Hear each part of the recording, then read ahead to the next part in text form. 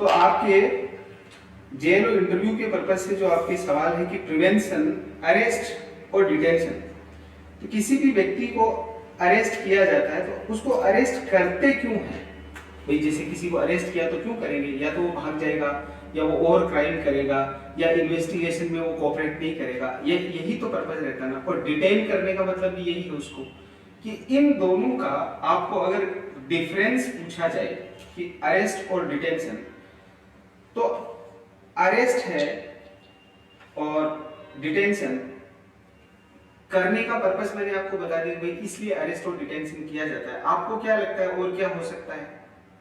जैसे एक तो प्रिवेंशन हो गया कि उसको पहले रोक दिया जाना ताकि वो अपराध ही ना कर पाए, और एक है कि अपराध उसके द्वारा हो गया, वो इन्वेस्टिगेशन में प्रॉपर तरीके से कोऑपरेट करे, इसके लिए या और अपराध ना करने पाए उसके लिए उसको अरेस्ट कर लिया जाना किसी पर्सन को, या डिटेन कर लिया जाना। जैसे कल एक जयपुर में अलवर में घटना हुई है जिसमें एक व्यक्ति ने एक महिला के साथ, एक लड़की के साथ में रेप किया और फिर उसको गंडासे से बुरी तरह से काट दिया, और फिर वो वहां से भागा, पहले गुड़गांव की तरफ, फिर दिल्ली की तरफ, फिर आगे ट्रेन के आगे कूदा। अगर उसको टाइम पे डिटेन या अरेस्ट कर लेते तो हो सकता है वो तो एक को ही ऐसा क्राइम कर पाए, अगर और घर वालों को या और किसी के प्रति वो पहले से भरा हुआ होता, हो सकता है वो उनको भी काट देता, वो अपने आप को भी मारना चाह रहा था। तो ऐसा व्यक्ति ना तो खुद को हार्म करे, ना किसी और पर्सन को हार्म करे, ना कोई विटनेसेस वगैरह को टेम्परिंग करे, उनको डराए धमकाए, ऐसा ना करे।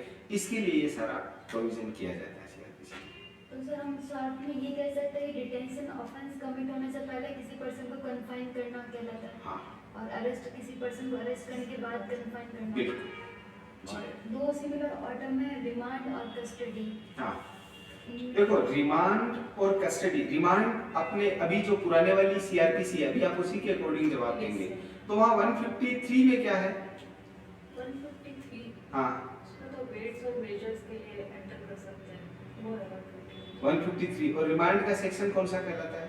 रिमांड का सीपीसी में है ना, इसमें सीआरपीसी 309 में सर रिमांड लेते हैं 15 डेज एट अ टाइम। नहीं, जैसे रिमांड का सेक्शन कौन सा कहलाता है, ऐसे ही पूछे। स्पेसिफिक सेक्शन रिमांड स्पेसिफिक है नहीं, लेकिन जैसे अब मैं बोल रहा हूँ, अब यहाँ से आप पकड़ लेंगे, फॉर फर्दर इन्वेस्टिगेशन और इंक्वायरी, किसी व्यक्ति को जो फिक्स मिनिमम टाइम है उससे ज्यादा रखा जाना, यानी फॉर 24 आवर्स से ज्यादा किसी को रखेंगे, है ना, 167, ये रिमांड का ये कहलाता है सेक्शन। तो लेते किस लिए हैं? क्योंकि व्यक्ति को रिमांड पे लेने के पीछे का रीजन ये है कि उस ऑफेंस के बारे में, जैसे मैंने अभी एक एग्जांपल दिया एक ऑफेंस का जो कल ही हुआ है, अभी ये काफी चर्चित रहने वाला है, और हो सकता है शायद आज तक वो लड़की भी पता नहीं, एक जिंदगी और मौत से जूझ रही थी, वो बची या नहीं बची थी, ये चर्चा में रहेगा। हो सकता है आपको पूछ ले ऐसा हुआ तो इसमें आप क्या सजेशन देंगे। इसलिए मैं अभी जेएलओ का इंटरव्यू फरवरी में होना है, और ये बहुत बड़ा इंसिडेंट हुआ, उस आदमी के भी दोनों पैर कट गए, और उस लड़की को तो उसने बिल्कुल ऐसा कर दिया कि वो तो शायद अब ज्यादा देर पता नहीं बच पाए नहीं बच पाए। तो सीआरपीसी 167 रिमांड की बात करता है, for further investigation, further inquiry के लिए उसको रखना है। अपने लॉ में कितनी देर रखने का प्रोविजन है कि कितनी देर तक तो रख सकते हैं बिना किसी अथॉरिटी के? पुलिस 60 डेज और 60 डेज का सर टाइम ना, वो तो 1960 डेज तो है, अपने फंडामेंटल राइट से चालू करो। पुलिस वाले लाते हैं तो कितने दिन, कितनी 24 आवर्स, है ना, except duration of the journey, इसको छोड़ करके। इसके अलावा जैसे पुलिस को और चाहिए तो फिर पुलिस उसको किस पे लेती है भाई? पहले उसको पीसी पे लेगी, फिर उसको जेसी पे लेगी, वो जो है ना 160 डेज, वो उसकी और इंक्वायरी के लिए और इन्वेस्टिगेशन के लिए, और वो किसी को उस दौरान डराए धमकाए भी नहीं, इन सब चीजों के लिए लिया जाता है। एक चीज ये ध्यान रखना, कहीं पर भी अपने लॉ का कोई सा भी सेक्शन, एक सेक्शन जो पुलिस वाला है उसको, पुलिस एक्ट को छोड़ करके, पुलिस एक्ट में भी सीधा नहीं दिया हुआ, पुलिस एक्ट में भी इनडायरेक्ट है, उसको छोड़ के कहीं पे भी मारने पीटने का कोई प्रावधान नहीं। और अपने यहाँ रिमांड का मतलब यही है कि मारना पीटना, तो वो बिल्कुल अपने लॉ में तो कहीं पे भी परमिसेबल नहीं है, अलाउड भी नहीं है, किसी को एक थप्पड़ भी नहीं मार सकते ये। तो ऐसे रिमांड पे लेना, और रिमांड के साथ और कौन सा पूछ रहे हैं? कस्टडी। बट सर ने जैसे आपने जो समझा वो तो समझ में आ गया, हाँ। फर्दर इन्वेस्टिगेशन के पर्पस है। हाँ। बट अगर डिफाइन करना हो रिमांड क्या वही होता होता है? है। देखो, रिमांड ये है कि जो उसको और फर्दर इन्वेस्टिगेशन के लिए लेना है, जैसे मैं आपको कोई भी केस उठा के किसी का भी आप एग्जांपल ले लो, चाहे उदयपुर में कन्हैयालाल हत्याकांड हुआ, जैसे टेलर का वो गला काट दिया था, या ये अभी मैं बता रहा हूँ ये हत्याकांड हुआ, कोई सा भी ऐसा मामला जिसमें पुलिस को और ज्यादा इन्वेस्टिगेशन के लिए चाहिए, आदमी क्यों लेते हैं उसको रिमांड पे? किसी भी पर्सन को लेते हैं तो लेते किस लिए? ऑलरेडी अरेस्टेड तो होते ही है। हाँ, तो फिर उसको क्यों ले रहे हैं और ज्यादा? भाई ऑलरेडी अरेस्टेड होता तो उसमें एक लिमिट है कि इससे ज्यादा नहीं रख सकते आप, तो उससे ज्यादा की जरूरत है तब जाके और लिया जाता है कि इसको परमिशन इसकी दी जाए। फिर 2 डेज 3 डेज आपने रख लिया है ना, 7 डेज रख लिया, तो उसके बाद में आपको रिलीज करना है। रिलीज करना तो ज्यादा टाइम तक रखने के लिए यही है कि उसको रिमांड पे और लेना पड़ेगा, और उसमें रीजन बताना पड़ेगा कि हम इसको क्यों ले रहे हैं। तो सर मतलब ऐसा बोल सकते हैं कि कोई पर्सन जो जुडिशियल कस्टडी में हो उसको मजिस्ट्रेट की परमिशन से पुलिस कस्टडी में लेना फर्दर ना, इंटरोगेशन उल्टा बोल गया। जो व्यक्ति पीसी में हो उसको और ज्यादा के लिए रखना है जो पीसी पे, तब उसको जाके जेसी पे लिया जाएगा। जुडिशियल रिमांड कस्टडी जेसी के लिए होती है। नहीं पीसी के लिए होते हैं ना हाँ। पुलिस कस्टडी, तो जो जुडिशियल कस्टडी में उस पर्सन को फर्दर इंटरोगेशन के लिए पुलिस कस्टडी में लेने के लिए मजिस्ट्रेट से हाँ, जेसी तो है ही, वो शुरू में आ गया तो जेसी तो हो गया, लेकिन जेसी से फिर वो पीसी, और कई बार क्या पीसी से जेसी कर देते हैं जिससे लंबा टाइम हो गया ना, क्योंकि पीसी में अब पीसी और जेसी का फर्क क्या है ये समझ लो। पीसी सिर्फ 15 दिन के लिए होती हाँ यस, एक तो ये, दूसरा है। दूसरा पीसी में पुलिस वाले पूछताछ करते हैं सीधा उससे, तो यानी वहां पे सीधा सीधा है कि उसके साथ में मारपीट हो सकती है, लेकिन जेसी में हर चीज वहां कोर्ट के प्रति रेस्पॉन्सिबल हो जाते हैं, इसलिए वो उसको ज्यादा ऐसे फोर्स यूज नहीं कर सकते। लेकिन ये सारा ऑफ द रिकॉर्ड ये अपने को पता है कि सब होता है, लेकिन अपने को एज पर लॉ ही बताना है। हाँ जेसी से पीसी में किसी अरेस्टेड पर्सन को सिक करना कोर्ट या मजिस्ट्रेट की परमिशन से हाँ। For further interrogation. Further investigation, further J C में किसी पर्सन तो रिमांड का मतलब तो है कि परमिशन लेना कोर्ट से हाँ, वापस बिल्कुल, लेने के लिए। बिल्कुल। और कस्टडी कस्टडी है कि एक बार आपने कस्टडी में ले लिया तो कस्टडी भी एक टाइम के बाद में तो 24 आवर्स से ज्यादा लेना कोर्ट की परमिशन से ही ले पाएंगे, है ना, और कोर्ट की परमिशन से ही है वो अंदर भी, लेकिन उसमें एक फिक्स है कि इतने दिन में आप अपना इन्वेस्टिगेशन पूरा कर लो, उसके बाद में अगर आपने रखना है तो फिर कोर्ट की परमिशन, स्पेशल रीजन बताए जाते हैं। जैसे अभी कल परसों ही देखा ये सुखदेव सिंह जी गोवामेडी वाला जो हुआ, उसमें एनआई कोर्ट कह रहा है कि वो इन्वेस्टिगेटिंग एजेंसी कह रही है कि हमको थोड़ा सा टाइम दो, मैटर को कोर्ट में हम जाकर के पेश करें उससे पहले, क्योंकि उनको और इन्वेस्टिगेशन करना है, तो ये ऐसे और फर्दर इन्वेस्टिगेशन के लिए और कस्टडी का क्या मतलब डिफाइन कैसे करेंगे अगर वो पूछे तो?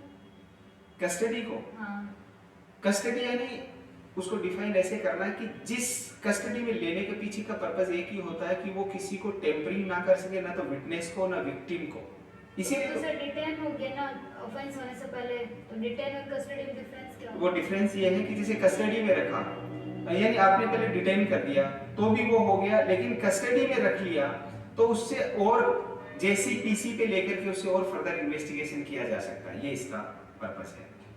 भाई डिटेन यानी आपने एक बार उसको रोक दिया, डिटेन में तो ये है कि जरूरी नहीं डिटेन में आप हर जगह कस्टडी ही रखो, डिटेन में उसको हाउस डिटेंशन भी कर सकते हैं, लेकिन कस्टडी में यह कि पर्टिकुलर प्रॉपर अथॉरिटी के पास में होना चाहिए। तो प्रैक्टिकली कस्टडी में उनको कहाँ रखते हैं अगर जेल में नहीं रखते तो? नहीं जेल में मोस्टली तो जेल में ही रखते हैं, कस्टडी में तो जेल में ही रखेंगे, डिटेंशन में कहीं भी डिटेन किया जा सकता है, उसमें डिटेंशन का ऐसा कोई फिक्स नहीं रहता कि आप कहाँ डिटेन करोगे, ये रहता है, लेकिन उसको भी जेल में ही रखते हैं, प्रैक्टिकली तो यही है।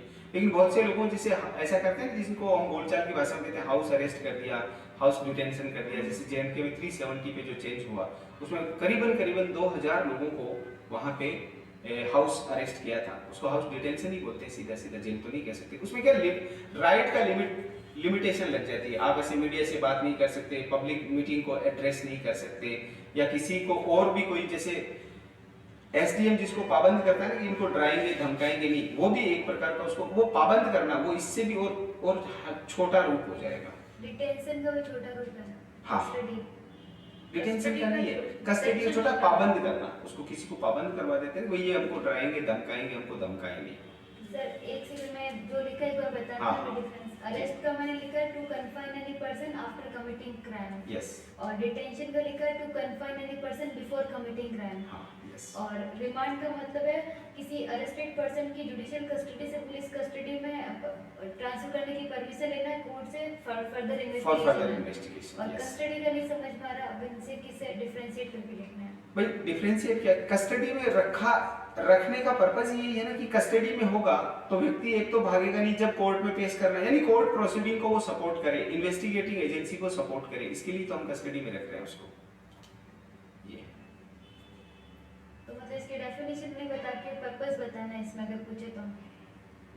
अगर पूछे तो इसका पर्पस बता दो कि पर्पस यही है, इन्वेस्टिगेटिंग एजेंसी को वो सपोर्ट करे, कोर्ट में जब बुलाया जाए कोर्ट में अपीयर हो जाए।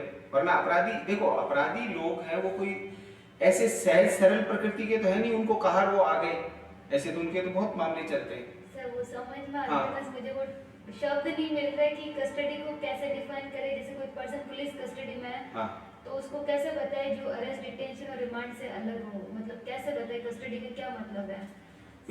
कस्टडी का मतलब यही है कि पर्सन, देखो दो चीजें हैं, ये इसको आर्टिकल 21 से देखो, आर्टिकल 21 में क्या कहा गया है वहां से उठाओ, एक रूट से लो इसको, जड़ से लो। आर्टिकल 21 किसकी बात करता है? राइट टू लाइफ और पर्सनल लिबर्टी। Personal liberty. जैसे ही किसी व्यक्ति को जेल में बंद किया तो उसकी क्या चलेगी? पर्सनल लिबर्टी चली गई। तो हमने उसको कस्टडी में लिया तो उसकी पर्सनल लिबर्टी चली गई, लेकिन उसकी पर्सनल लिबर्टी इसलिए हम बार्गेन करते हैं फिर दूसरे व्यक्ति जिसको उसने हार्म कॉज किया उससे, तो फिर उसको ऐसे अरेस्ट किया जाना उन सारे राइट्स पे। वरना लोग क्या करते हैं, डराना, धमकाना, खरीदना, ये सारा करते हैं, तो वो नहीं कर पाए। यानी इन्वेस्टिगेटिंग फ्री और फेयर इन्वेस्टिगेशन होना चाहिए, उसमें उसका दखल नहीं हो, इसके लिए अरेस्ट है। अकम्प्लाइज, को-अक्यूज्ड और अप्रूवर में डिफरेंस है? देखो अकम्प्लाइज और ये इधर अपन एविडेंस पे कितने में आ गए? 133 Accomplice। सेक्शन 30। सेक्शन 30। accomplice किसको कहते हैं? Partner in crime. हाँ, जो पार्टनर इन क्राइम है, यानी जिन लोगों ने, इसको हम बोलचाल की भाषा में क्या कहते हैं, सरकारी गवाह बन गया, ऐसा ही कहते हैं, फिर वो अप्रूवर हो जाएगा। अप्रूवर हो जाएगा। तो ये जो साथ में मिलके अपराध कर रहे हैं, उनमें से किसी एक व्यक्ति को वो उधर मिला लेंगे तो अप्रूवर हो गया, और वो जब तक नहीं बताएंगे साथ में मिलके अपराध किया तो उनमें से कोई एक करे। अगर यहाँ पे देखा जाएगा कॉमन इंटेंशन और कॉमन ऑब्जेक्ट उनका है। भाई 3 लोग हैं, 4 लोग हैं या 5 लोग हैं, मिलकर के पहले से प्लान किया कि हमको ये ऑफेंस करना है, और उस ऑफेंस के लिए पहले से उनका मीटिंग ऑफ माइंड सेट है। 5 में से किसी एक ने किया तो भी सारे रिस्पॉन्सिबल होंगे कि नहीं होंगे?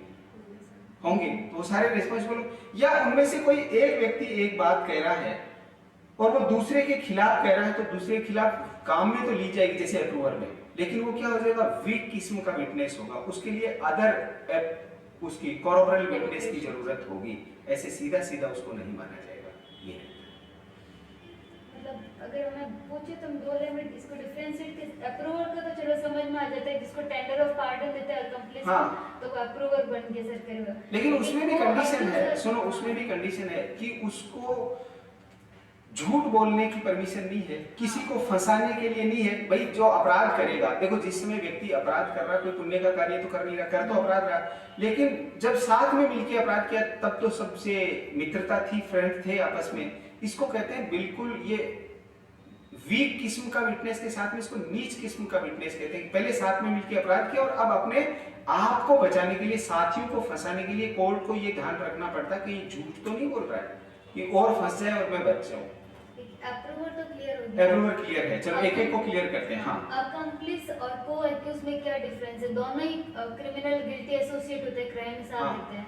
तो बिल्कुल। एक जगह तो सेक्शन 30 में को-अक्यूज के बारे में बात की है कि अगर वो दूसरे को-अक्यूज के अगेंस्ट कोई टेस्टिमनी देता है तो उसको कंसीडर कर सकते हैं। yes। और एक 133 बोला अकम्प्लिस की टेस्टिमनी पर ना कन्विक्शन भी हो सकता है, और होते दोनों पार्टनर इन क्राइम। यस, उसके पीछे रीजन है। कई बार ये होता है कि और कोई विटनेस है ही नहीं, वही एक अकॉम्प्लिस ही विटनेस है।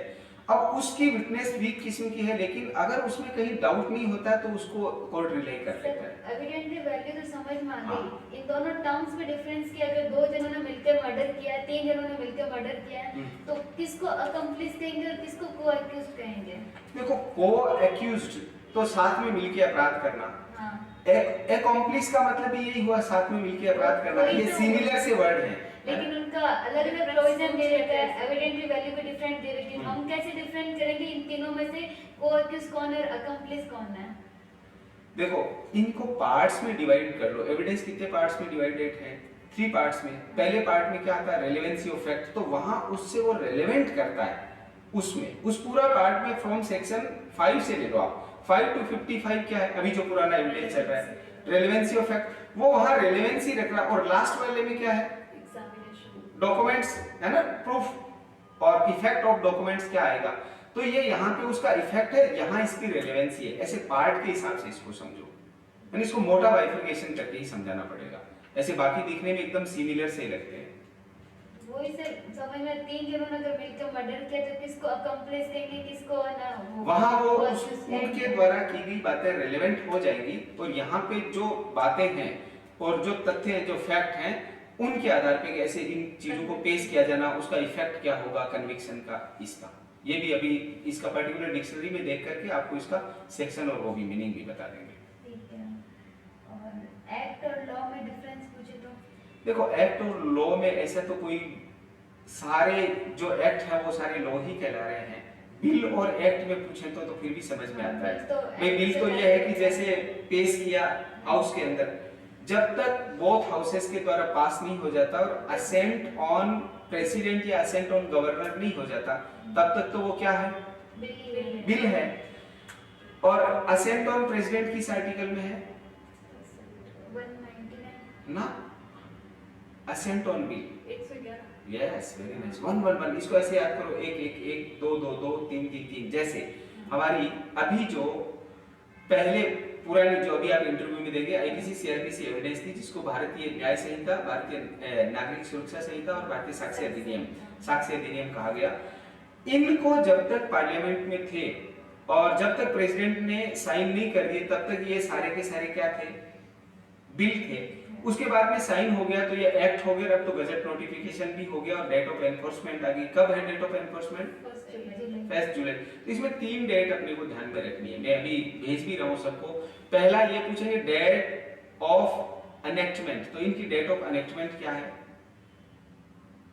20 दिसंबर। हाँ सही बोल रहे हो, आसपास हो, नियर अबाउट, एकदम सही बोलो, एक बार थोड़ा सा देख के। हाँ सही बोल रहे हो, अब आप बोलो। 25 यस, 25 दिसंबर 2023, ये तो होगी डेट ऑफ एनेक्टमेंट। देखो सर 2 डेट है ना, 3 डेट है।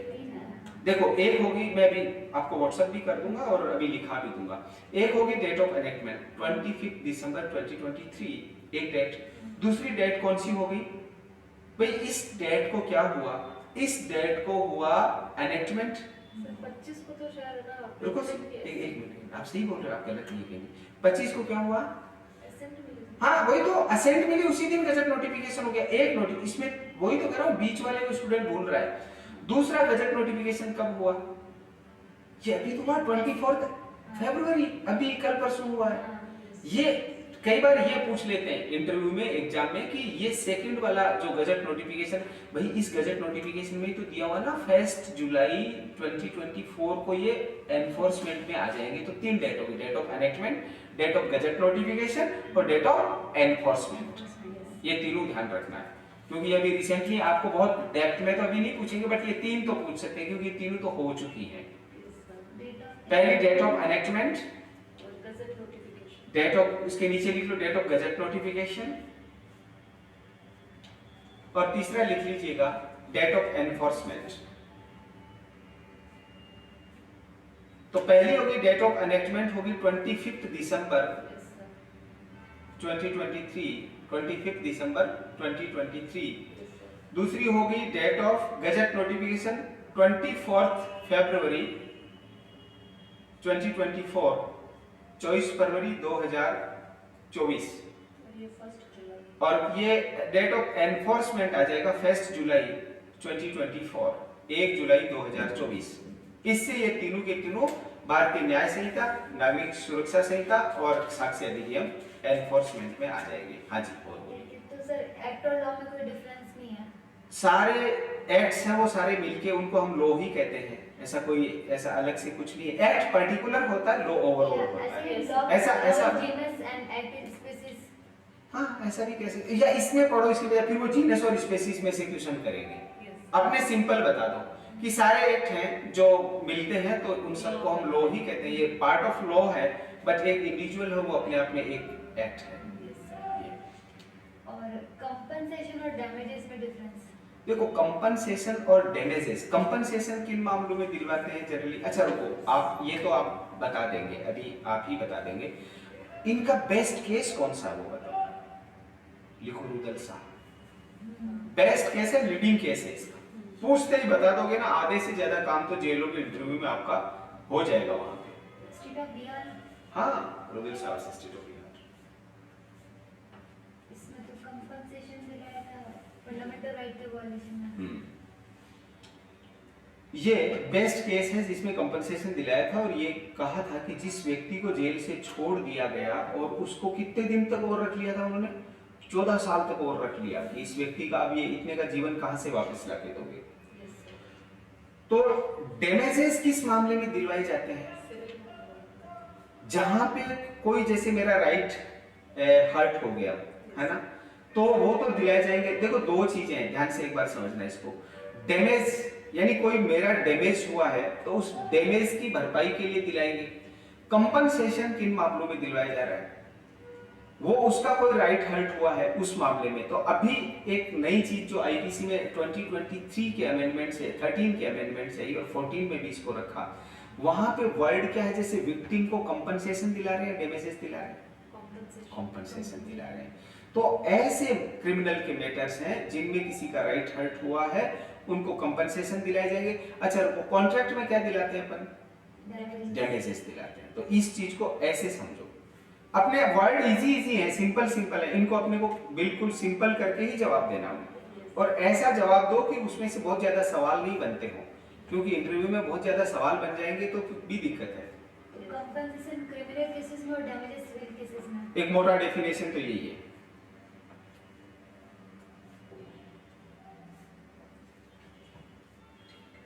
और बोलिए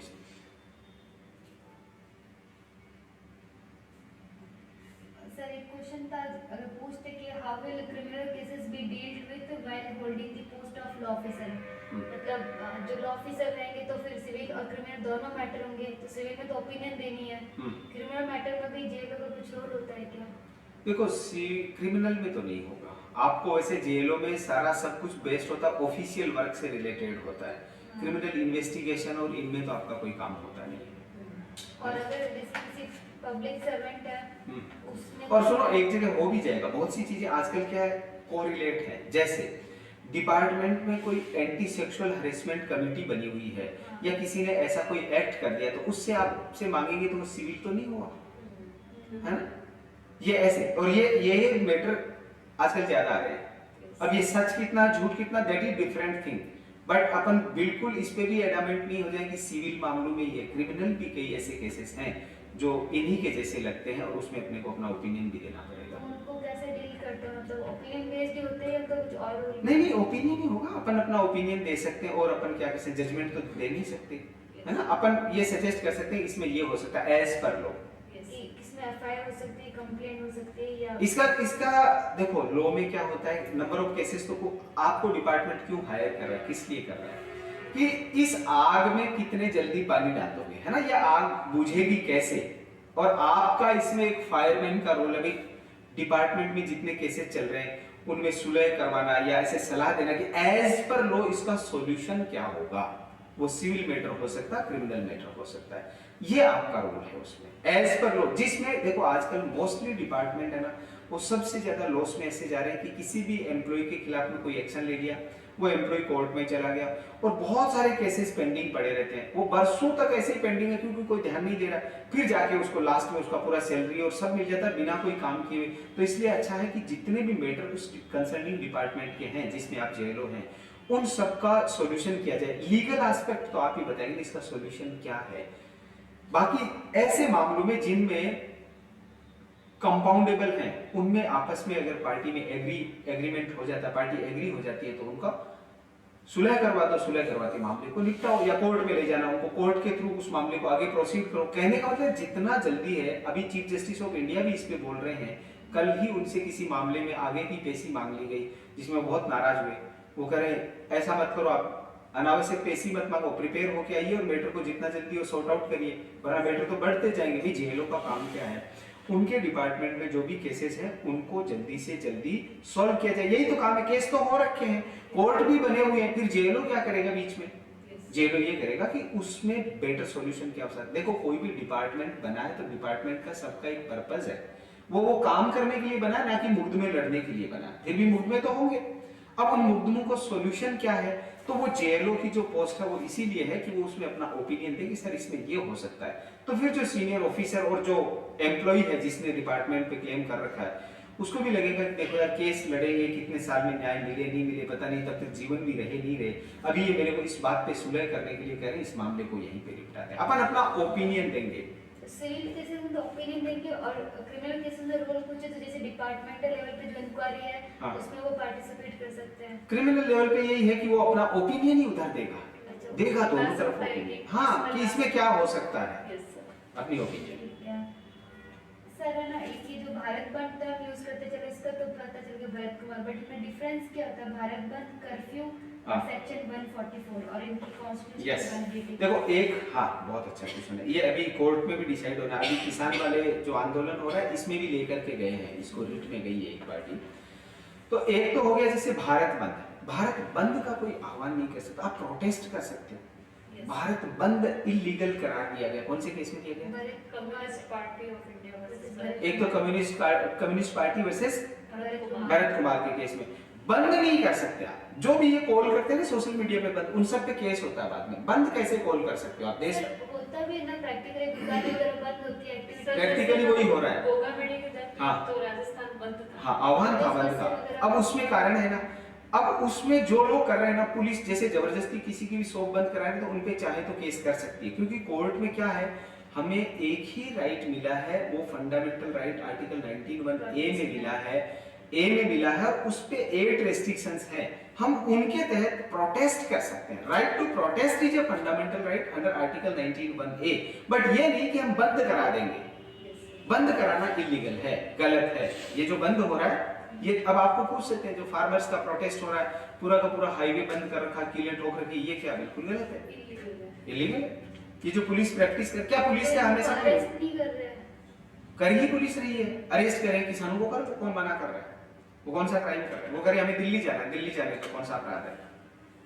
भैया आप चाहे दिल्ली जाना, भारत का नागरिक है, हमने तो ये देखा ना कि move freely the territory of India, और वो तो फ्रीली मूव दिल्ली तक ही नहीं कर पा रहे। प्रिवेंटिव डिटेंशन के तहत तो उनको रोका गया क्योंकि वो फर्दर वहां पे क्राइम कमिट, अब क्राइम कमिट करेंगे कि नहीं करेंगे वो तो जाएंगे तब पता चलेगा, क्या पता नहीं करें, घूम के आ जाए। डिटेंशन का ग्राउंड तो यही है ना, हाँ ग्राउंड ही बनता है ये। और बहुत सी बार एडमिनिस्ट्रेटिव अथॉरिटी लॉ को हाथ में लेती है, इस समय पूरा लॉ को हाथ में ले रखा है। आप रोक कैसे सकते हैं? जा रहे जाने दो। जैसे मैं कुछ केसेस के एग्जांपल बताता हूं,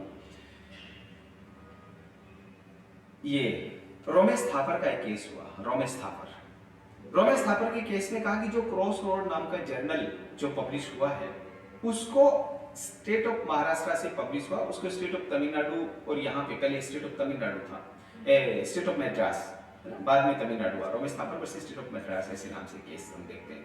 तो उन्होंने कहा कि नहीं नहीं हम इसको यहाँ सर्कुलेट नहीं होने देंगे, वरना हमारे तो लॉ एंड ऑर्डर की सिचुएशन है जो सिस्टम कोलैप्स हो जाएगा। तो सुप्रीम कोर्ट ने कहा pre censorship not allowed on print media.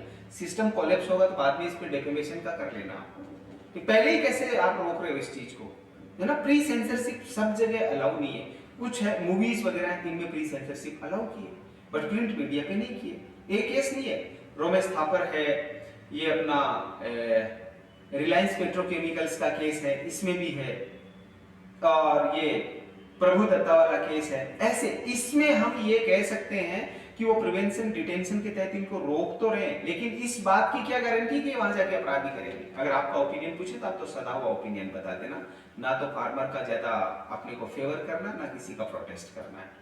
कि हमें तो ऐसा लग रहा है कि वो लोग आना चाह रहे हैं, उनका राइट है तो आने देना चाहिए, और कोई गलत रास्ते से आ नहीं रहे, हाईवे आ रहे हैं तो हाईवे पे चलने में क्या दिक्कत है? वो सरकार डरी हुई है पहले से, भयभीत है, वो अलग बात है, वो पॉलिटिकल इशू है। लीगली तो नहीं रोक सकते, लीगली तो किसानों ने रिट की है सुप्रीम कोर्ट में कि जाना, move the freely move territory of India, right they रखा है, और आप यहाँ रोक ही रहे हो, है ना? यस। तो ये मतलब अगर मैं सिर्फ डिफरेंस पूछे कि भारत बंद, हाँ वही बता रहा हूँ, एक तो हो गया भारत बंद। कर्फ्यू, कर्फ्यू किस में लगाया जाता है? अपनी सीआरपीसी में कहाँ लगा रहे कर्फ्यू? 144 तो न्यूसेंस के जो अर्जेंट मामले हैं ना, उनमें है कि 4 और मोर पर्सन एक साथ में इकट्ठे नहीं हो इसमें भी सकते। सर ये टर्म थोड़ी है, टर्म नहीं है। more person, फिर भी ये बोलते हैं हाँ बोलते हैं, उसका क्या इंटरप्रिटेशन किया जाता है। जहां पे 144 से भी सिचुएशन कंट्रोल नहीं होती तो उन सिचुएशन में कर्फ्यू लगाया जाता है। कर्फ्यू इसलिए लगाया जाता है कि और ज्यादा कोई डैमेज ना हो। सर इसका प्रोविजन का सीआरपीसी में तो कहीं नहीं है। नहीं, ऐसे सीधा सीधा सीआरपीसी में नहीं है, बिल्कुल आप सही कह रहे हो। हाँ तो पूछ सकते हैं ना कि हाँ पूछ ले तो आप बता देना कि भाई उसको प्रिवेंशन डिटेंशन जो लॉज हैं उनके तहत लॉ एंड ऑर्डर की सिचुएशन को मेंटेन करने के लिए ऐसा किया जा सकता है। वो कोई परमानेंट तो है नहीं। वो देखो ना तो राष्ट्रपति शासन है ना, ना राज्य में कोई राष्ट्रपति शासन है, ऐसा नहीं, मशीनरी कोलैप्स हुई नहीं है। किसी पर्टिकुलर चीज को लेकर के लॉ एंड ऑर्डर को मेंटेन करना है, उसके लिए ये एक बार के लिए टेम्परेरी प्रोविजन है, इसके लिए लागू किया जाता है। सिचुएशन नॉर्मल हो जाएगी तो प्रॉब्लम हो जाएगी। कहीं पर इसका प्रोविजन नहीं है। नहीं बिल्कुल प्रोविजन है, बिना प्रोविजन के अपने देश में कुछ होता ही नहीं, पत्ता ही नहीं खड़कता यहाँ वही पे। तो जो पुलिस एक्ट के तहत उनमें होगा तो कहीं थोड़ा सा एक बार आप सर्च करेंगे तो आ जाएगा कर्फ्यू का कहाँ दे रखा है, सीधा सीधा। ठीक है। बाकी कर्फ्यू लगाया जाता है तो कर्फ्यू एडमिनिस्ट्रेटिव अथॉरिटी लगाती है ना, सिचुएशन कंट्रोल करने के लिए। साहब तो रुक ही नहीं रहा मामला, रोकना कैसे रोके, तो कर्फ्यू लगा दो एक बार के लिए। 144 अर्जेंट केसेस ऑफ न्यूसेंस। हाँ 144 तो अर्जेंट केसेस ऑफ न्यूसेंस है, तो उसमें ये छोटा रूप है इनका, कर्फ्यू से पहले की सिचुएशन है सारी। और एक और नई चीज पूछ सकते हैं, वो भी आप लिख लो, जैसे नेट बंद कर देते हैं, बाबू और नेट बंद कर दो, है ना। कई लड़कियां बेचारी जो मेहंदी की इनकी फोटो खींचती है, उनकी चैन टूट जाती है। एक स्टूडेंट थी, उसने कहा सर मैं रोने लगी। उनका क्यों? बोला नेट बंद कर दिया तो मेरी वो क्या स्नैपचैट क्या भेजते स्नैप, ऐसा ना कि मेरी वो चैन टूट गई। तो मैंने कहा भाई क्या कौन सा फर्क पड़ गया, पढ़ाई में ध्यान दो, डायरेक्ट पढ़ो, इनकी चैन नहीं टूटनी चाहिए, उसकी टूट जाओ। तो वो ये नेट बंद करते हैं, ये किस में आ रहा है? ये भी एक प्रकार का प्रिवेंशन डिटेंशन ही है। एग्जाम हुआ और आप नेट बंद करो। कल परसों यूपी में एग्जाम था, राजस्थान पुलिस का पेपर, यूपी पुलिस का पेपर रेलवे स्टेशन पे 10-10 रुपए में बिक रहा है। 10 रुपए में पेपर ले लो, 10 में पेपर ले लो। तो ये क्या है? अब ऐसे में नेट बंद करना पड़ेगा। किसानों के लिए इधर हनुमानगढ़ गंगानगर में अभी नेट बंद कर दिया, पंजाब में इधर कर रखा, हरियाणा में कर रखा। ये सब क्या है? Prevention detention. बट गलत है, ये अच्छी चीज नहीं है। नेट बंद सॉल्यूशन नहीं है, इससे लॉस होता है चीजों का। और ये एज पर कॉन्स्टिट्यूशनल प्रोविजन ही है। ये क्या है? लॉ एंड ऑर्डर की सिचुएशन को मेंटेन करने के लिए। तो कॉन्स्टिट्यूशन में भी प्रिवेंटिव डिटेंशन का तो प्रोविजन दे। हाँ प्रिवेंटिव डिटेंशन के दे रखे हैं। जहां लगता है कि ये व्यक्ति ऐसे हार्म कोज कर सकता है तो प्रिवेंटिव डिटेंशन में अपने को तो कौन सा आर्टिकल बताना है इसमें? 22 में कितने क्लॉजेस दे रखे हैं? 7। Clause 1 to clause 7। तो क्लोज 1 और 2 में जो सिचुएशन बता रखी है वो अरेस्ट और डिटेंशन की बता रहे है ना। उस अरेस्टेड पर्सन के राइट। हाँ अरेस्टेड पर देखो, एडवोकेट से कंसल्ट करने का राइट कौन सा राइट है? 41D। यस, फंडामेंटल राइट है। एक एक्यूज्ड पर्सन का एडवोकेट से कंसल्ट करने का राइट फंडामेंटल राइट है अंडर आर्टिकल 22 क्लोज 1। वहां तो एडवोकेट से कंसल्ट करेगा। क्लोज 2 में क्या करेगा? 24 आवर्स की जर्नी को छोड़ करके उसको ज्यादा क्या नहीं कर सकते? प्रिवेंट कर सकते हैं। हाँ अरेस्ट या उसको डिटेन नहीं कर सकते, आपको पेश करना पड़ेगा। फिर आ जाएगा प्रिवेंशन डिटेंशन लॉज, जिसमें क्लोज 3, क्लोज 4, 5, 6, 7 ये सारा दे रखा है। तो इनमें किसी व्यक्ति को रोका जा रहा है, रखा जा रहा है, तो संदेह है किसानों को इसी में रोका जा रहा है। दरअसल उनका भी फंडामेंटल राइट इसमें ये कहते हैं। दो चीजें एक बार समझ लो इसको। एक होता है इंडिविजुअल पर्सन का फंडामेंटल राइट और एक होता है public at a large fundamental right. अब मेरे एक का फंडामेंटल राइट के लिए मैं आप सबके राइट को हर्ट करने की तो लो परमिशन नहीं देगा। हो सकता है उनका अपना राइट है, right to move freely the territory of India, but यहाँ दिल्ली में आके अगर कोई उत्पात मचा देंगे फिर उसकी जिम्मेदारी किसकी है? उनको सुनो, उनका भी तो राइट बन रहा। अपने को इंटरव्यू कोई सा भी बहुत सदा हुआ जवाब देना, बीच का सा जवाब देना, तो आप तो इसको प्रिवेंटिव डिटेंशन से उठाना कि उनको प्रिवेंटिव डिटेंशन में रोका गया। एडमिनिस्ट्रेशन को ये देखो, उनके पास बहुत सारी चीजें होती हैं जो हमारे यहाँ सीधी रिटर्न में लिए, कई सारे इनपुट होते हैं, किन से संचालित है, यहाँ आके क्या करने वाले हैं, इनका मकसद क्या है, ये सारी चीजें। तो उसको ध्यान में रखते हुए प्रिवेंटिव डिटेंशन लॉज में उनको डिटेन किया, उनको रोका गया। तो डिटेन और अरेस्ट की तो बात ही नहीं, उनको वहां पे एक प्रिवेंट किया गया कि इनको रोका जाए। ये सर एक टर्म है सस्पेंशन ऑफ कन्विक्शन हाँ। और एक है सस्पेंशन ऑफ सेंटेंस। देखो सस्पेंशन ऑफ कन्विक्शन क्या होता है, किसी को कन्विक्ट कर दिया, उस सजा को लागू करवाने को क्या कहेंगे, एग्जीक्यूशन है, तो उसके एग्जीक्यूशन को टाला जाता है कुछ समय के लिए, वो क्या कहलाएगा, सस्पेंशन ऑफ सेंटेंस, क्योंकि आपने सेंटेंस दे दिया, अभी उसको रोका हुआ है। इसका भी एक केस है जिसमें लंबे समय तक अगर आपने डेथ सेंटेंस को एग्जीक्यूट करने को भी अभी एग्जीक्यूट नहीं कर पाए तो वो भी फिर एलआई में कन्वर्ट होने का आधार बन जाएगा। लेकिन अभी एक केस में मना भी कर दिया कि ये जरूरी नहीं कि सब केसेस में ऐसा ही हो जाएगा। ये दोनों बातें, एक तो ये, दूसरा मैं यहाँ पर एक टर्म पे आता हूँ, और दूसरा क्या इसमें सस्पेंशन ऑफ सेंटेंस और सस्पेंशन ऑफ कन्विक्शन, इन्हीं में डिफरेंस क्या हाँ, बताएं? देखो कन्विक्शन क्या, किसी को दोष सिद्ध कर दिया जाना, तो उसके लिए हो सकता है कोई और विटनेस लेना चाह रहा होगा तो इसके लिए एक बार उसको रोक दिया जाना, और एक है कि सेंटेंस को एग्जीक्यूट करवाने से रोक दिया जाना, ये इतना सा फर्क है। 389 में है सीआरपीसी सस्पेंशन ऑफ सेंटेंस है, हाँ कि मतलब सजा मिलने से रोकना। हाँ यस, और सस्पेंशन ऑफ कन्विक्शन का डायरेक्ट प्रोविजन तो नहीं है, बट इसको इंटरप्रेट आप जैसे बोल लो कि आपने मुझे और बताया था ना, यही कन्विक्शन पे उसका वो सस्पेंड हो जाता है, हाँ। अभी कन्विक्टेड है या नहीं है, इसी चीज पे कि मतलब भाई जैसे विटनेस ले सकते और ले सकते हैं, या वो अपना और जैसे कोई राइट एक्सरसाइज करता है, जैसे निर्भया वाले मामले में हुआ उन लड़कों को यहाँ पे कि ये अपनी मर्सी पिटीशन लगा रहा है, ये लगा रहा था, वो भी उनका एक राइट है ना। और कोर्ट इसलिए भी कर सकता है कि ऐसा कोई कोर विटनेस तो नहीं छूट गया है जिससे बिल्कुल एकदम उलट ही कोई निर्णय आ जाए, इसलिए जल्दी भी नहीं करना। सर इसका एक्सप्रेस प्रोविजन तो नहीं, पावर अगर एक्सेस करे तो कहां से करे? 482 यस, वही से सीआरपीसी से उठाना पड़ेगा। Suspension of conviction. यस, और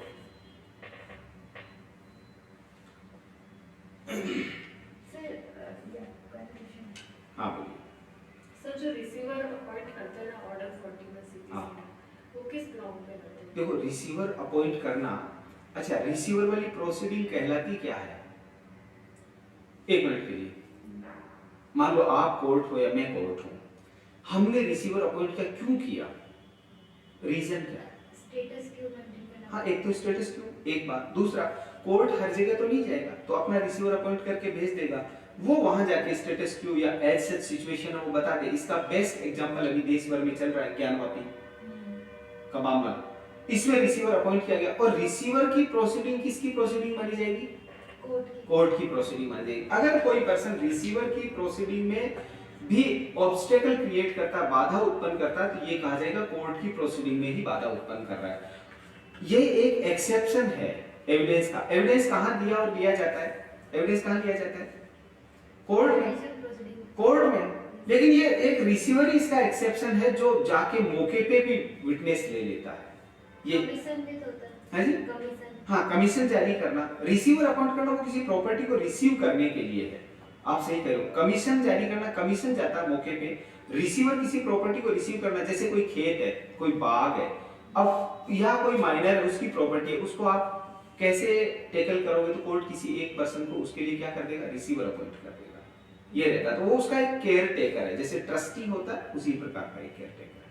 तो जैसे सर दो पार्टीज हैं, हाँ। उनके बीच में लैंड से रिलेटेड डिस्प्यूट है, हाँ, तो कभी-कभी कोर्ट जो है एक लैंड के लिए, मतलब जिस लैंड के लिए उसको रिसीवर अपॉइंट कर देता है, तो क्यों करता है जब दोनों पार्टीज हैं? दोनों पार्टी हैं। अब एक पार्टी का हो सकता है टाइटल या वो जो दावा कर रहा है वो सही नहीं पाया जा रहा होगा, इसलिए करता है कि एक पार्टी का ज्यादा पोजीशन रह जाएगा, इसलिए उसको एज सच सिचुएशन में रख के रिसीवर अपॉइंट करते कि कोई सी भी पार्टी उस पे, ये नहीं कि साहब मैं तो काबिज हूं और मैं बेकाबिज हूं, तो रिसीवर अपॉइंट कर दो।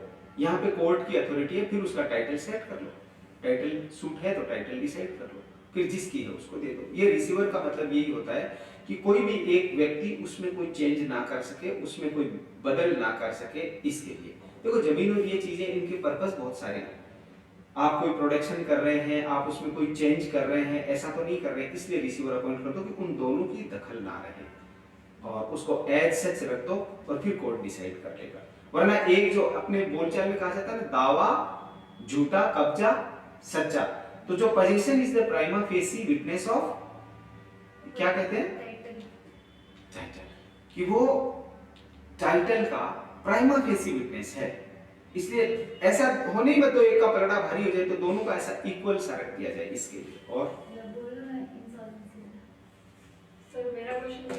या इंसॉल्वेंट किसी को डिक्लेयर करते हैं ना हाँ। पार्टी को, वो कब करते हैं?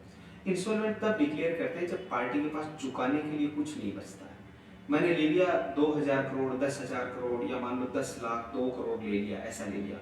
अब मेरे पास में इतने एसेट्स ही नहीं है कि मैं उन पैसे को चुका कोर्ट पाऊँ। ही डिसाइड करता है। कोर्ट डिसाइड, ये और हमेशा कैसे- डिक्लेयर्ड बाय कोर्ट। और ये कैसे डिसाइड होता है? ये डिसाइड ये होता है कि उस व्यक्ति पे कितनी लेनदारी है, और यानी उस पे देनदारियां कितनी है, वो कितना लोगों को चुकाएगा, और उतना उसके पास असेट्स नहीं है, तो फिर व्यक्ति अपने आप को क्या करता है, कोर्ट से इंसॉल्वेंट डिक्लेयर करा लेता है कि इस कंडीशन पे कि इन फ्यूचर मेरे पास में जो आएगा, भाई मेरी ये प्रॉपर्टी है, इससे सारे तो चूकने वाले हैं नहीं, जितने चूक रहे हैं इससे चुका सकता है कोर्ट। ये भी ध्यान रखना, जैसे सुब्रत रॉय सहारा के केस में किया, इनकी प्रॉपर्टी है उसको ले लो और चुका दो, तो अभी चिटफंड वालों के पैसे वापस दिए जा रहे हैं, लेकिन उसके पास प्रॉपर्टी है ही नहीं, तो उस सिचुएशन में फिर उसको इंसॉल्वेंट डिक्लेयर करते हैं। वो व्यक्ति जीवित रहता है लेकिन उसके सिविल राइट कोई नहीं रहते हैं।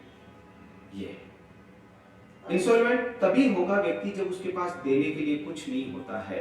सर इस केस में भी रिसीवर अपॉइंट किया जाता है कि वो प्रॉपर्टी को एनालिसिस करके बताए कि वो चुका सकते हैं उसे पैसे। क्यों कमिश्नर क्यों नहीं करेंगे? कमिश्नर जाए प्रॉपर्टी पूरा बताए दे कि कितनी क्या है, वहाँ तो कमिश्नर होगा, रिसीवर तो प्रॉपर्टी। असाइनी, रिसीवर और कमिश्नर, हाँ इनका कब देखो, कमिश्नर तो जहां कोर्ट भेजेगा कि एक बार एक्चुअल सिचुएशन बताओ या विटनेस लेके आओ, जहां कोर्ट नहीं जा पा रहा है वहां किसी को भेज दो। रिसीवर है किसी को एक प्रकार से जैसे ट्रस्टी होता है, वो उस चीज को संभाले, उसको देखे और उसके बारे में कोर्ट को वो उसको ध्यान रखे, ताकि उसमें दूसरे का दखल नहीं, सीधे सीधा कोर्ट का इंटरफेयर आ जाता है उसमें। और ये जो असाइनी वर्ड बोलते हैं, असाइनी यानी क्या है भाई? जिसके साइन से जैसे कोई चीज होनी है, कुछ चेंज होगा, वो है, उसमें कोई बहुत ज्यादा अंतर वाली बात नहीं। सर एक क्रॉस क्लेम और क्रॉस डिक्री में उनका मीनिंग क्या है? मतलब देखो, क्रॉस क्लेम का मतलब है जैसे अपन क्रॉस केस करवाते हैं ना, किसी से किसी पे केस हो गया, वो क्रॉस केस करेगा। हमने कोई क्लेम किया, अगले ने भी हम पे क्लेम कर दिया किसी चीज का, तो वो क्रॉस क्लेम हो जाएगा। एक व्यक्ति ने दावा किया, वो कह रहा नहीं जी हमारा दावा इससे मजबूत है, फिर कोर्ट ऐसे मामले में क्या करता है, फिर एक्चुअल देखता है कि एक्चुअल सिचुएशन क्या है, कौन किसके कितना मांग रहा है, फिर उसमें वही आ जाएगा मुजराई करना या सेट असाइड करना, उसके हिसाब से फिर ऐसा देखेगा। और क्रॉस डिक्री, क्रॉस डिग्री यानी अब इस टर्म का तो क्या होगा, क्रॉस डिग्री कैसे, एक कोर्ट ने एक डिग्री कर दी एक पार्टी के फेवर में, फिर दूसरी के फेवर में अगर उसका राइट बनता है तो डिग्री करेगा, ये डिग्री होगा। ये सिंपल से वर्ड है, ऐसा कोई बहुत ज्यादा तो है नहीं। मतलब जैसे एक बार आप लिखवा सकते हैं क्रॉस क्लेम को कैसे देखेंगे? भाई क्रॉस क्लेम का ये है, मैंने एक चीज पे क्लेम किया, हो सकता है आपका भी क्लेम बन रहा है। अब आजकल ये नहीं होता है, व्यक्ति जैसे केस हो जाता है तो वकील सबसे पहले क्या सलाह देता है उसको, क्रॉस केस करो, क्रॉस केस करो, तो दोनों पार्टी की ढीली पड़ती है, केस हम पे भी हो गया, हम पे भी हो गया, कुछ पुलिस से पहले सेट कर लेते हैं कि इनका केस लेना ही नहीं है। ऐसे ही क्रॉस क्लेम है, मैंने किसी चीज का दावा किया, क्लेम किया, और आपने भी किसी चीज का क्लेम कर दिया। अब एक्चुअल में किसका टाइटल बनता है, किसका ओनरशिप बनती है, वो तो डिसाइड करना कोर्ट का काम है, ये क्लेम करना है। अपील में भी क्रॉस क्लेम होता है क्या? है जी? अपील के अंदर भी क्रॉस क्लेम होता है क्या? ये सब टर्म मेरा ऑर्डर 21 सीपी से भी यूज हो रखी है, जी जी। इसलिए वो समझ नहीं आ रहा। अपील के अंदर क्रॉस क्लेम हो रहा है तो उसका भाई अपील में ऐसे है जैसे पार्टी किसी स्टेज पे अपने आप को ठीक तरह से प्रेजेंट नहीं कर पाई उस मामले को, तो वहां पर भी अपना पक्ष अगर रखना चाहती है, जनरली नहीं होता है, एक्सेप्शनल केसेस में होता है, ये ध्यान रखना। और उसको रीजन बताना पड़ेगा कि आपने पहले, ये अपील के स्तर पे डिसाइड नहीं होता है, पहले आपने बोला क्यों नहीं, कोई ऐसा रीजन। देखो लॉ में एक चीज देखी जाती है, किसी भी स्टेज पे अगर ऐसा कोई सब्सटेंटिव एविडेंस या सब्सटेंटिव विटनेस या ऐसी कोई बात छूट गई हो, तो उसको किसी भी स्टेज पे कहा जा सकता है। ये सर इसका मतलब आप एक या दो लाइन मीनिंग क्या बोलना चाहिए, वहां पे तो एक्सप्लेन नहीं कर पाएंगे हम। हाँ देखो, वहां पे यही है कि जहां पे पार्टी को, दोनों पार्टी को लगता है वो अपना अपना राइट क्लेम करते हैं, तो वो राइट क्लेम कर सकते हैं, ये तो क्रॉस क्लेम हो गया, ठीक है। और दोनों पार्टी अपना राइट क्लेम करती है एक दूसरे के अगेंस्ट। हाँ, राइट तो हमेशा क्लेम तो एक दूसरे के अगेंस्ट करो भाई, जैसे मैं कोई चीज का क्लेम करूंगा तो मैं किसी के अगेंस्ट तो करूंगा, या तो स्टेट के अगेंस्ट में करूंगा, इंडिविजुअल पर्सन के अगेंस्ट में। तो क्रॉस क्लेम हर केस में होगी, फिर सब केस में एक दूसरे के अगेंस्ट ही क्लेम करते हैं। नहीं, लेकिन उसका बनना भी तो चाहिए ना, किसी का आधार बन रहा है कि नहीं बन रहा है, ये भी देखा जाएगा। ये जनरली उन मामलों में होता है जहाँ पार्टीशन वगैरह होता है ना, विभाजन के मामले, उनमें ज्यादा संभावना रहती है कि जी मेरा हिस्सा इतना बन रहा है, मेरा इतना बन रहा है, ऐसा। सेट ऑफ भी क्रॉस क्लेम होता है, सेट ऑफ सेट ऑफ करना एक प्रकार का क्रॉस क्लेम का ही एक एग्जांपल है। जैसे मैंने कहा जी मैं इनके 6,000 रुपये मांगता हूँ, आपने कहा नहीं जी हम भी इनके 3 मांगते हैं, तो फिर उसको सेट ऑफ करेगा, वो अपना राइट क्लेम कर रहा है, वो अपना राइट क्लेम कर रहा है। और जहाँ पे एक साथ में इतना ट्रेड या कोई ट्रांजेक्शन या कॉन्ट्रैक्ट हो रहे हैं, तो उनमें तो एक पार्टी के दूसरी पार्टी के साथ में काफी सारी चीजों की डीलिंग होती है, तो वो अपना दावा करेगा, वो अपना दावा करेगा, फिर लास्ट में जो जिसका जितना मांग रहा है, ऐसा तो है नहीं लाओ जी आप तो पहले 9,000 दे दो, 9 दे दिए, अब लाओ जी आप अपने 6 दे दो, तो उसको पहले ही घटा देगा कोर्ट। यही तो सेट ऑफ है। तो sir counter claim set off में क्या डिफरेंस है, और क्रॉस क्लेम तो दोनों में ही देखो होता है। काउंटर क्लेम और सेट ऑफ अलग अलग है। क्लेम करते ही तो सेट ऑफ नहीं हो जाएगा ना, क्लेम करेगा उसके बाद में कोर्ट डिसाइड करेगा मेरिट्स पे कि एक्चुअल में मांग भी रहा है या यूं झूठा ही कह रहा है। ये सेट ऑफ की तो नौबत तब आएगी बिल्कुल फाइनल स्टेज में कोई मामला चला गया, तब आती है भाई सेट ऑफ। आप सेट ऑफ करेंगे किसी चीज में, फाइनल आपने मामले को डिसाइड कर दिया, डिसाइड करने के बाद में लगता है अच्छा एक्चुअल में इनका इतना है इसमें और इनका इनमें इतना है, तो ये इनका इतना तो सेट ऑफ कर दो, और इतना सरप्लस है वो आप इनसे इनको दिलवा दो। काउंटर क्लेम तो दावा कर रहे हैं पार्टी, फाइनल स्टेज है उसकी सेट ऑफ करना। इसे क्लेम करते ही उतना थोड़ी मिल जाएगा, जैसे किसी का एमएससीटी में एक्सीडेंट हो गया या कोई भी रीजन हो गया, तो लोग क्लेम तो बहुत का करते हैं, हजारों लाखों का करोड़ों का कर देते हैं, लेकिन उतना थोड़ी ना मिल जाता है। ऐसे ही ये है, जिस व्यक्ति ने जिसको जितना दिया है, अगर उसका एक्चुअल पाया जाता है, क्लेम जो प्रूव कर देता है, देखो कोर्ट में चीजें प्रूव होने पे चलेंगी, जितना प्रूव हो गया उसने भी अपना प्रूव कर दिया, फिर उनमें से कौन किसके कितना मांगता उसके आधार पे सेट ऑफ उसकी एक प्रकार से फाइनल स्टेज है। क्लेम तो एकदम प्री स्टेज है जिसमें आदमी अपना दावा पेश कर रहा है। बट ना दोनों में जैसे टाइम पीरियड बता रहे थे ना, सेट ऑफ में before first hearing of suit है, हाँ। और काउंटर क्लेम के अंदर before filing of written statement है। बिल्कुल, क्योंकि उसके बाद में वो फिर वापस करके ये नहीं कह सकता जी मैं ये कोर्ट में ऐसा हर कभी कोई उठ के आ गया और अपना दावा करके, वो नहीं चलेगा। जो टर्म्स और कंडीशन, जैसे लिमिटेशन भी लगाते हैं अपन, लिमिटेशन क्या है कि भाई एक फिक्स टाइम है, ऐसा नहीं कि जब मन किया तब उठ के कोर्ट चले गए, तो ऐसा ये भी है, इसमें टाइम फिक्स कर दिया कि इतने इतने समय में इनको जाना है। और सर ना जैसे टेम्पररी इंजंक्शन ब्रीच करते हैं तो 3 मंथ की वो इम्प्रिजनमेंट है, या 1 साल से प्रॉपर्टी टैक्स रखेंगे उसके बाद सेल कर देंगे जी। अगर कोई परमानेंट इंजंक्शन को ब्रीच करे तो क्या रेमेडी होगी? देखो इसमें टेम्परेरी का दे रखा है, ऐसे ही कोई परमानेंट इंजेक्शन उसको तो एग्जीक्यूट करवाया जाएगा, टीआई का रहता है। टीआई इसलिए कि एक बार एक्चुअल सिचुएशन बनी रहे, उसके लिए टेम्परेरी दे दिया, वो तो कोर्ट के जजमेंट को एग्जीक्यूट करवाया जाएगा। और फिर ब्रीच करता है फिर वही कंटेम्प्ट ऑफ कोर्ट, भाई कोई कोर्ट के आदेश को नहीं मानेगा तो क्या होगा, कंटेम्प्ट ऑफ कोर्ट है। अच्छा, वही कंफ्यूजन है कि कंटेम्प्ट ऑफ कोर्ट लगाएंगे या नया सूट इंस्टीट्यूट करेंगे अगर परमानेंट? क्यों करेंगे, कंटेम्प्ट ऑफ कोर्ट लगाएंगे, सब कोर्ट के आदेश को ही नहीं मान रहा है। नया सूट करोगे फिर नए सिरे से करोगे, तब तक तो वो तो अपना सारा काम कर लेगा। तो कंटेम्प्ट ऑफ कोर्ट देखो एक मिनट को ऐसे समझो, प्राइवेट पार्टीज के अगेंस्ट भी लगता है क्या? कंटेम्प्ट ऑफ कोर्ट जैसे प्राइवेट पार्टी अगर कर रही है, कोर्ट का कंटेम्प्ट कौन करेगा, हमेशा गवर्नमेंट ही नहीं करती। हमको गवर्नमेंट करती हुई दिखती है, क्योंकि गवर्नमेंट ऑफिसर्स कम चीजों को मानते हैं, थोड़ा नहीं मानते, तो अपने को उनकी लगती है।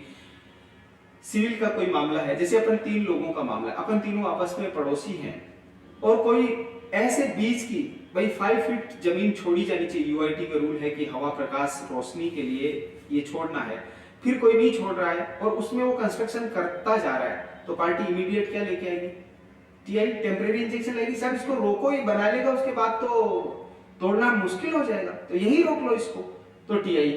अब इसका करता है तो पनिशमेंट आपने बता दिया, लेकिन कोर्ट ने फाइनल दे दिया कि इस 5 फीट में कोई नहीं करेगा और उसके कंस्ट्रक्शन नहीं करेगा, और फिर कोई कंस्ट्रक्शन कर गया तो पहले तो कंटेम्प्ट में आएगा, डेफिमेट उसमें कंटेम्प्ट में चला जाएगा। ये और बोलो सर, वो रिमूवल, सस्पेंशन, डिसमिसल, देखो रिमूवल, सस्पेंशन और डिसमिसल, तो रिमूवल क्या है, किसी भी चीज को रिमूव कर देना, डिसमिस कर देना और सस्पेंशन कर देना। सस्पेंशन का तो होता है कुछ समय के लिए, टेम्परेरी, उसको वापस बहाल किया जा सकता है। रिमूव कर दिया मींस परमानेंट हटा दिया उसको,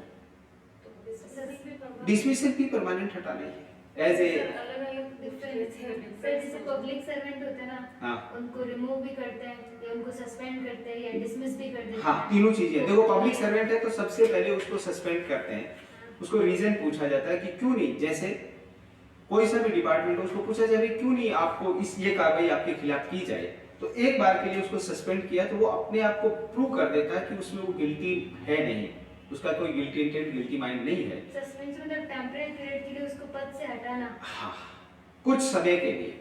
और उसमें भी फिर ये रहता है, अगर वो अपनी इनोसेंसी प्रूव नहीं कर पाएगा तो फिर डिसमिसल ये आ जाएगा।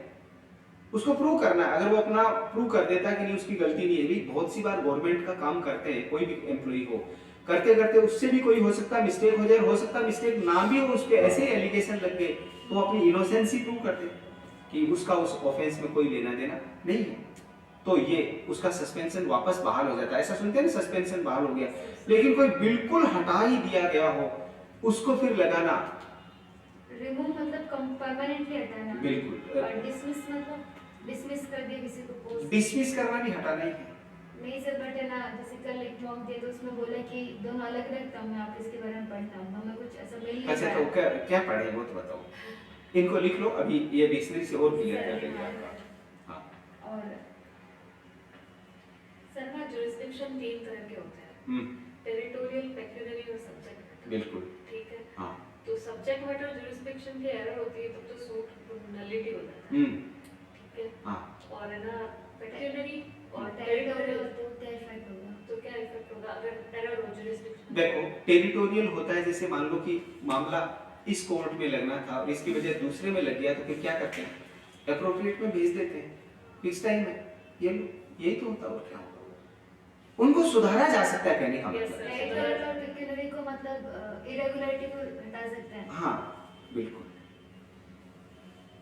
और सर रेस जुडिकेट जो डिक्री और डीम डिक्री होती है ना, हम्म। उनमें एक्चुअल डिफरेंस क्या होगा? रेस जुडिकेटर लगता है कि डीम डिक्री पर? देखो, डिम डिग्री है क्या, एक बार इसको एक्सप्लेन करो। सर ना, जो मतलब असल में डिक्री नहीं पर कोर्ट के द्वारा मानी गई है और सेक्शन CPC 22 में बताया है कि 7/11 का ऑर्डर वो डीम्ड और डिक्री है। 144 144 में रेस्टिट्यूशन का जो ऑर्डर है वो भी डीम्ड डिक्री मतलब। जी, तो ये इसमें डिम डिक्री में और डिक्री में क्या फर्क है, आप ऐसे ही पूछना चाह रहे हैं। तो देखो, डिक्री तो बिल्कुल फाइनल स्टेज है। कोर्ट कोई भी ऑर्डर, डिक्री या जजमेंट दे रहा है, वो कोर्ट का एक प्रकार से क्या है, फाइनल, उसने अपनी ओर से वर्डिक्ट दे दिया, ये है उसका। और डिम डिक्री क्या है, इसके बाद में भी कुछ और चीज बचती हो, ऐसा है क्या? सर वो उसमें तो क्लियर बताया कि डीम डिक्री दो, जो रिजेक्शन ऑफ लैंड के ग्राउंड पे जो कोई ऑर्डर देता है उसको डीम डिक्री मानते हैं। अच्छा। और 144 को भी डीम डिक्री मानते हैं, रेस्ट्रिक्शन का ऑर्डर भी देता है। चीजें बट इनमें डिफरेंस क्या? और डीम डिक्री पर रेस जुडिकेटर लगता है कि डिक्री पर तो रेस जुडिकेटर डिक्री पे तो लगेगा। और डीम डिक्री की बात करें तो ऑर्डर रिजेक्शन ऑफ लैंड में तो फ्रेश सूट ला ही सकते हैं, और 144 में फ्रेश सूट नहीं ला सकते, रेस्ट्रिक्शन का ऑर्डर दिया था।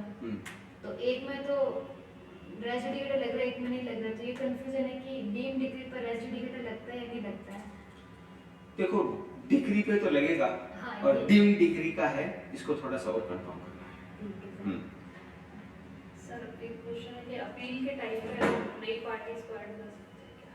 जनरली नहीं, बट एक्सेप्शनल कोई ऐसा मामला आ जाए तो court, it's court's discretionary power, court देता, बाकी जनरली नहीं। ऑलरेडी हाँ, डिसाइड हो चुका है, अपील में मामला चल रहा है तो जनरली नहीं करते हैं। फिर कोर्ट ये कहेगा फ्रेश सूट लेके आओ इस पे, क्योंकि ये मैटर तो डिसाइड हो गया। अगर कोई ऐसा है तो इसको प्रूव करो। तो हम क्या बोले कि 482 की पावर यूज करके कर सकता है, इनहेरेंट पावर, कोई ऐसा प्रोविजन तो कहीं नहीं है। नहीं, प्रोविजन तो कहीं पे भी नहीं है, जनरली नहीं कर सकते, अपने को तो यही कहना। लेकिन एक्सेप्शनल केसेस में कोई ऐसा हो, जैसे विटनेस बिल्कुल ऐसा हो जो बचा हुआ हो और उसमें कोई एकदम से निकल के सामने आ जाए, तो फिर उस केस में क्या होगा? तो इसके रिगार्डिंग कोई जजमेंट भी नहीं है। हाँ, ऐसे नहीं, जजमेंट तो होंगे, ऐसा नहीं कि नहीं होंगे, जजमेंट तो कुछ होंगे, ऐसा बिल्कुल नहीं है। होंगे। सर ना कंपाउंडिंग ऑफ ऑफेंसेस क्या होता है, जैसे एक लाइन में डिफाइन कर दो। हाँ, कंपाउंडिंग ऑफेंसेस ये है कि ऐसे ऑफेंस जिनमें क्या किया जाए, पार्टी के बीच में कॉम्प्रोमाइज। कॉम्प्रोमाइज हो जाए, कॉम्प्रो हो सकता हो, और उसकी लिस्ट दे रखी है सीआरपीसी में, है ना। जो जो उसमें है, किसी ने किसी का मर्डर कर दिया, रेप कर दिया, डेकोइटी कर दी, तो वो कंपाउंडेबल नहीं है, उसमें दे रखा है ये ऑफेंस है, वो कंपाउंडेबल है, उन्हीं में हो सकता है। नहीं, मीनिंग पूछे तो compromise between the parties. Yes, यही हो कंपाउंडेबल का मतलब क्या है। हर चीज में तो कंपाउंडेबल है नहीं कि लो जी मर्डर कर दिया, कोई नहीं, लो जी इतने लाख रुपए ले लो, इतने करोड़ ले लो, ये तो है नहीं। नॉन कंपाउंडेबल में कभी भी कंपाउंडेबल उनको बनाया नहीं जा सकता। कंपाउंडेबल ऑफेंसेस में कंपाउंडेबल है वो, एक प्रकार से कुछ यूं कह दो कि वो कम सजा के अपराध है, सामान्य श्रेणी के अपराध है, इसलिए उन मामलों में पार्टी के बीच में समझौता हो सकता है ताकि नंबर ऑफ केसेस ना हो। इसकी और बढ़ी हुई डिग्री करोगे, बढ़ा हुआ प्रकार कर दोगे, जैसे प्ली बार्गेनिंग और ये सब क्या है भाई, वहां तो सजा के बिंदु पे सौदेबाजी हो रही है। प्ली बार्गेनिंग में, प्ली बार्गेनिंग में क्या है, पनिशमेंट मिल रही है लेकिन कम मिल रही है। हाँ नहीं, कब मिल रही है कम? पनिशमेंट में वो अपने आप को दोषी मान रहा है कि साहब मैं दोषी हूं, और उसमें भी है कि कोर्ट के सामने बंद कमरे में करो उसको, कैमरा प्रोसीडिंग करो, तो वो कोर्ट के सामने जो हाथाजोड़ी करे, गिड़गिड़ाए करे, तो वो लोगों के सामने पब्लिकली ना हो, और वो कोर्ट से कहेगा कि सर मैं इसको मान रहा हूं, इसलिए मेरे को थोड़ी कम सजा दे दो। ये क्यों कर रहे हैं? देखो एक चीज अल्टीमेट ये ध्यान रखना, अपना मकसद यहाँ जेलें भरना होता तो भारत में तो जेलें कम पड़ जाती। अभी किसान आंदोलन में भी दिल्ली में एक स्टेडियम को जेल बनाने के लिए मांगा। जेल कोई फिक्स जगह नहीं होती कि इसी को जेल, इमरजेंसी में इंदिरा गांधी ने स्कूल कॉलेज के प्रेमाइस को भी जेल डिक्लेयर कर दिया था। तो अच्छा रुको, जितने लोग जेलों में हैं वो कोई आउटपुट है क्या उनका? नहीं है। इससे है कि उनको बाहर निकाला जाए, इससे किसी भी कारण से किसी से अपराध हो गया, छोटा अपराध हुआ जो कंपाउंडेबल है, तो उसमें सुलह समझौता कर करा के उसको बाहर निकालो। वरना क्या होता है, देखो इसमें एक थ्योरी काम करती है, हमने अडॉप्ट किया है थ्योरी ऑफ पनिशमेंट में, रिफॉर्मेटिव थ्योरी। अगर हार्डकोर क्रिमिनल के कांटेक्ट में आ गया ऐसा कोई पर्सन, तो वो तो बिल्कुल एकदम हार्डकोर बन जाएगा। इसलिए उससे भी दूर रखो, और जो समझौते हो सकते हैं छोटे मोटे मामलों को साथी अपराधी मत बनने दो। इसलिए कुछ एक कंपाउंडेबल की कैटेगरी में रखे गए। ये क्वेश्चन पूछते कि जो फॉर कंपाउंडिंग ऑफेंस इन 320 में जो कॉम्प्रोमाइज पार्टी करती है या कोर्ट करता है?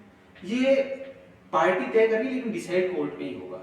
ये पार्टी एग्री हुए बिना कोर्ट थोड़ी ना करा देगा। एग्री पार्टी होनी चाहिए और कोर्ट भी एग्री होना चाहिए। अच्छा कोर्ट की क्यों टांग अड़ाई रखी इसमें? कहीं ऐसा तो नहीं डरा धमका के लिए आए, खरीद फरोख्त करके लिए आए। कोर्ट इसमें देखता है कि हाँ बिल्कुल जेन्युइनली ऐसा है। कोर्ट कभी दबाता नहीं। ये बोले कि दोनों पार्टी भी एग्री होनी चाहिए और कोर्ट भी डिसाइड करेगा। नहीं, कोर्ट सेटिस्फाई, कोर्ट का सेटिस्फेक्शन होना चाहिए, ऐसा बोल दो ना, एक वर्ड में सारी काम हो जाएंगे। भाई कोर्ट सेटिस्फाई का मतलब है कि कोर्ट को लग रहा है जो हो रहा है जेन्युइनली हो रहा है, देन ओके। पार्टी एग्री और कोर्ट सेटिस्फाई हाँ, सेटलमेंट से। यस, और sir it's court's discretionary power. या कोर्ट को कंपाउंडेबल है तो कंपाउंड तो हो जाएगा, लेकिन कोर्ट ये देखेगा कि ये हो रहा है जो जेन्युइनली हो रहा है या नहीं हो रहा है।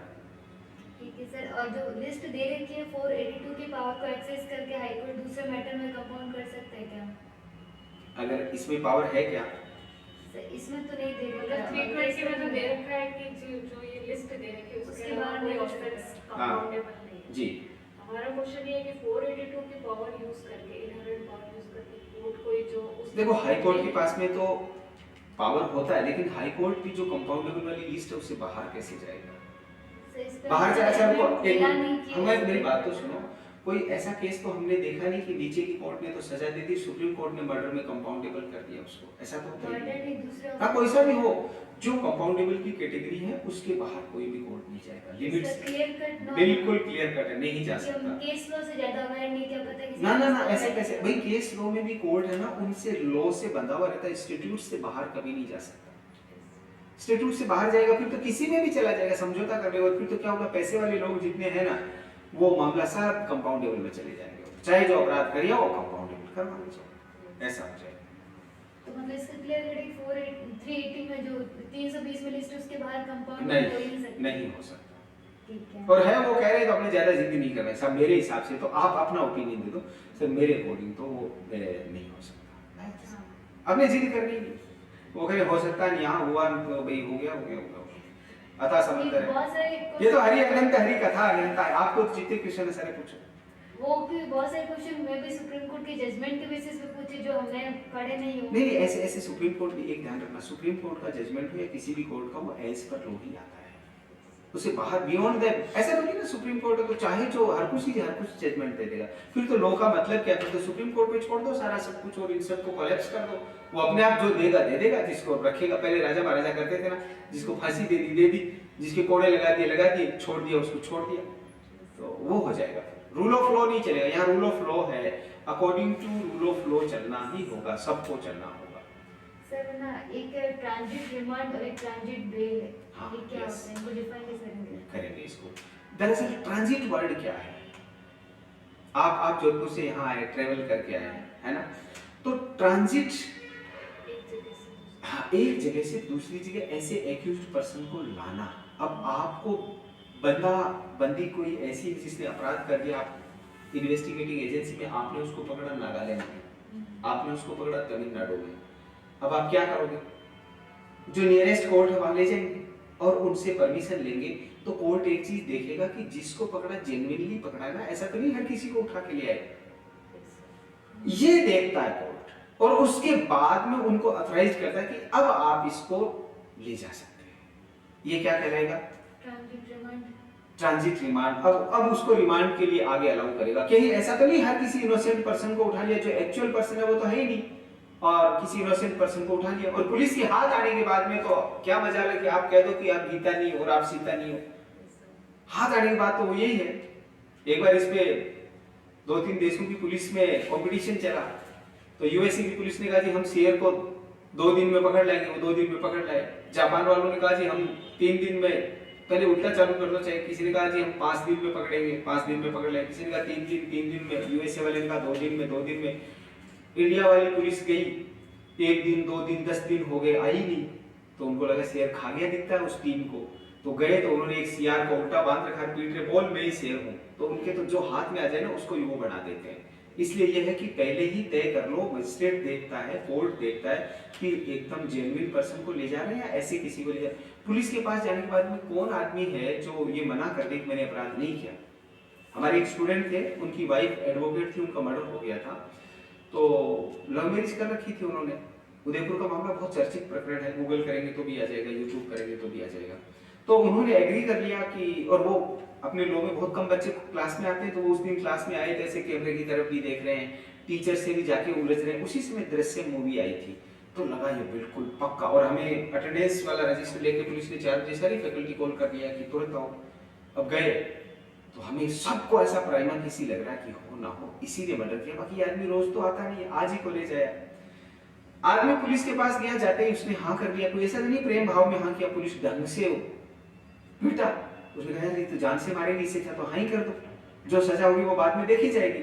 तो उन्होंने कह दिया जी मैंने मारा। एक आईओ लग रहा था, इसी का बता रहा हूं आपको, आईओ लग रहा था, उस आईओ को लगा 1 स्टार एएसआई, उसको लगा, उसने पूछा भाई क्राइम का कोई रीजन होता है ना, जैसे मैंने अभी आपको स्टार्टिंग में एक एग्जांपल दिया, अलवर में एक लड़की को एक आदमी ने इतना सारा गंडासू से बोला, तो क्या अलवर में एक ही लड़की थी क्या जिसका पहले रेप किया फिर गंडासू, कोई रीजन रहा होगा? क्रिमिनोलॉजी पेनोलॉजी में हम ये इस बात को आराम से अच्छे से समझते हैं कि कोई ना कोई कारण के बिना कोई कार्य या नहीं हो सकता है ना, विदाउट एनी कॉज कोई रीजन कोई कार्य होगा नहीं, कहीं कोई एक्सीडेंटली हो जाए that is different thing.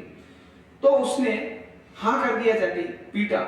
IO को ने जाके पता किया इन्वेस्टिगेटिंग, उसने पूछा भाई घर में गरीबी थी कि गरीबी तो नहीं, तो गरीबी का झगड़ा होता है, तो एक दूसरे का कोई इलिसिट रिलेशनशिप कि ऐसा भी नहीं, बड़े प्रेम से रहते थे। अब घर में संपन्नता है, प्रेम से रह रहे हैं, और कभी लड़े झगड़े में, तो आईओ को दिमाग खटक गया कि मर्डरर तो ये नहीं हो सकता, भले प्रेस कॉन्फ्रेंस में हाँ कर आया कि मैं ही मर्डरर हूँ, वो पीछे लगा। तो उसने उस पूरी सोसाइटी, यानी जैसे बहुमंजिला इमारत है उसमें अलग अलग फ्लैट्स बने हुए हैं, एक लड़का वहां से भागा हुआ था, वो उसके पीछे लगा। तो वो लड़का एडवोकेट्स ने ध्यान दे दिया कि पागल के नाटक करने लग जाता, पागल के नाटक किया। पुलिस ने कहा कोई नहीं, हमें दे दो पागल का नाटक करने दो। पुलिस के 2 पट्टे पड़े और वो पागलपन उतर गया। तो उसने कहा मैंने मारा। अब मरने वाली तो एक है, मारने वाले 2 हो गए, क्लेम कर रहे हैं, वो कह रहा मैंने मारा, वो कह रहा मैंने मारा।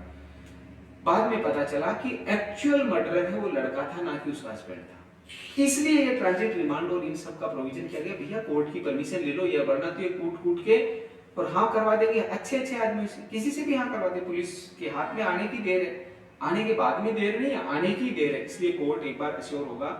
ये उदयपुर में कन्हैया जी टेलर जिनका गला काटा था, उनको भी जब पुलिस वाले लेकर के गए, पैरों से चला नहीं जा रहा, ऐसे कंधे का सहारा देके खड़ा कर रहे, तो भी कोर्ट ने पूछा क्यों भैया ये हालत कैसे होगी आपकी? तो उन्होंने कहा जी हम गिर गए थे। अब एक्चुअल क्या, वो तो सब एक लेमन समझता है कि गिर गए थे या इनको पट्टों से इनकी आरती उतारी गई, वो तो सब जानते हैं। लेकिन कोर्ट ये एश्योर करता है कि किसी बिल्कुल इनोसेंट पर्सन को तो ऐसा नहीं कर रहे, इसलिए ये ट्रांजिट रिमांड, ट्रांजिट बेल, इस सब का प्रोविजन किया गया है। और अभी जो नया भारतीय न्याय संहिता, भारतीय साक्ष्य अधिनियम और नागरिक सुरक्षा संहिता है, इसमें एक नई चीज कर दी गई है, हर चीज का वीडियो कॉन्फ्रेंसिंग, जैसे भी अपन डिस्कस कर रहे हैं बैठ के, नॉर्मल डिस्कशन अपन कर रहे हैं, ये डिस्कशन रिकॉर्डिंग में भी जा रहा है और ये डिस्कशन लाइव भी जा रहा है, तो उसको रिकॉर्ड में रखेंगे आने वाले समय में, तो उससे क्या हो जाएगा, या जो बात मैं यहाँ कह रहा हूँ मेरे को लेके जाएंगे तो भी उस बात का वही वैल्यू रहनी है और रिकॉर्डिंग में भी वही रहनी है। तो ऐसे हार्डकोर क्रिमिनल को लिए लिए घूमते हैं, इसका भी एक डिसएडवांटेज होता है, बहुत सी बार वो सिक्योरिटी में टीम जाती है, वो टीम शहीद हो जाती है, क्योंकि उनके भी आपस में दुश्मन रहते हैं, वो मार डालते हैं। तो एक बड़ा चेंज आ जाएगा आने वाले समय में। आपको हो सकता है इस क्वेश्चन को थोड़ा और चेंज कर दें कि इस समय पे ये बहुत ज्यादा जरूरत पड़ेगी क्या, जनरली नहीं पड़ेगी, लेकिन जहां ले जाके उसको कोई मौका मुआयना ही कराना होगा क्रिमिनल को, तो ही लेके जाएगा। जनरल मामलों में जो जहां है जेल में है जेल में, और जहां पे है वहीं से करवा देंगे। 3 जगह को ऐसा बना रहे, पुलिस स्टेशन, जेल और कोर्ट, तीनों को ऑनलाइन भी और रिकॉर्डेड भी। जैसे अभी फॉरेन में होते हैं स्टेटमेंट रिकॉर्ड होता है, तो कैमरा में भी होते हैं ताकि आदमी मुकर नहीं सके। अभी जैसे मैंने कहा, ये अभी कोई भी बात कर रहा हूँ, आप भी कोई बात बोल रहे हैं, अपन सब बोल रहे हैं, सारी बातें रिकॉर्डिंग में जा रही है।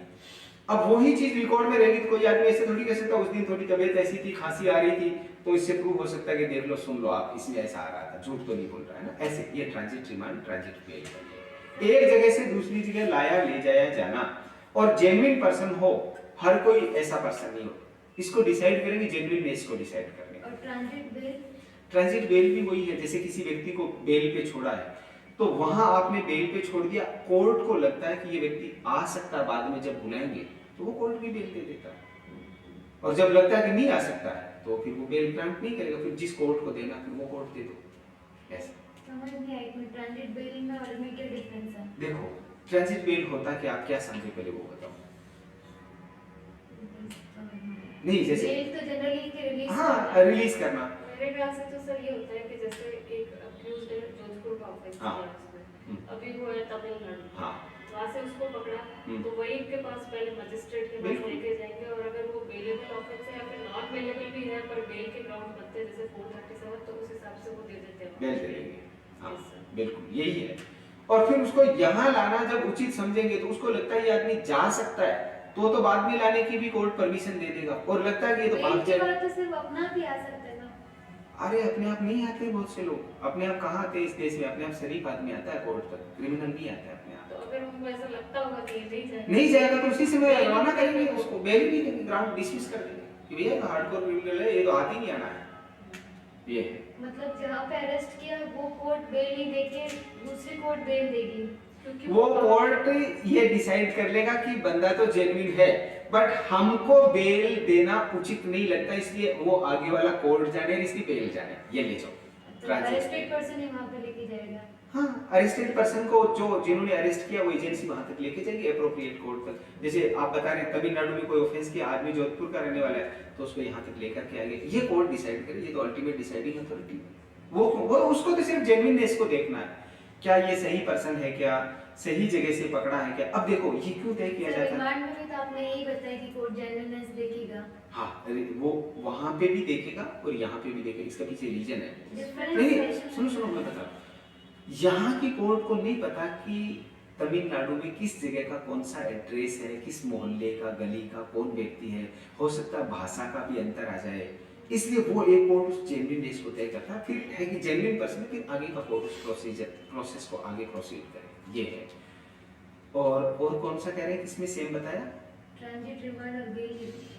नहीं देखो, ट्रांजिट रिमांड पे तो है, किसी भी व्यक्ति को बेल देना तो कोर्ट बेल दे देगा, ट्रांजिट रिमांड पे लाना है तो वो उसको परमिशन दे देगा, ले जाओ उसको जोधपुर ले जाओ तमिलनाडु से, ये। और सर प्रोडक्शन वारंट क्या होता है?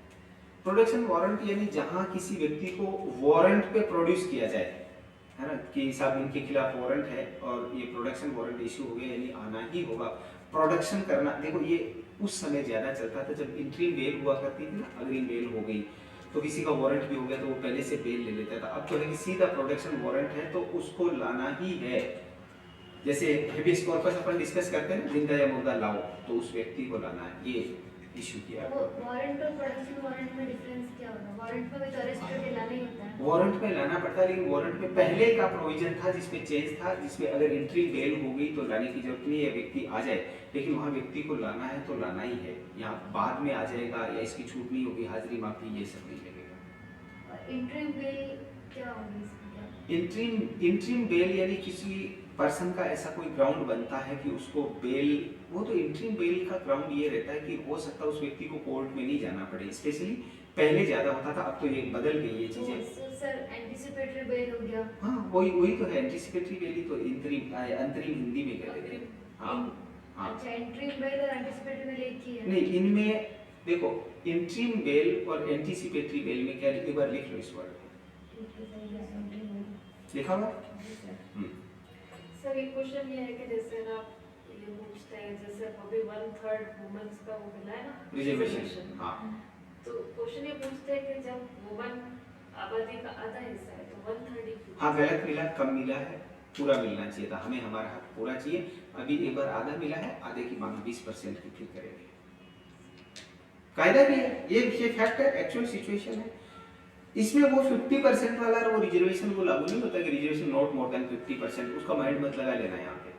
भाई महिलाएं आधी आबादी का हिस्सा हैं तो आधा दो, लेकिन जितना हिस्सा होते हैं उतना पूरा नहीं देते हैं।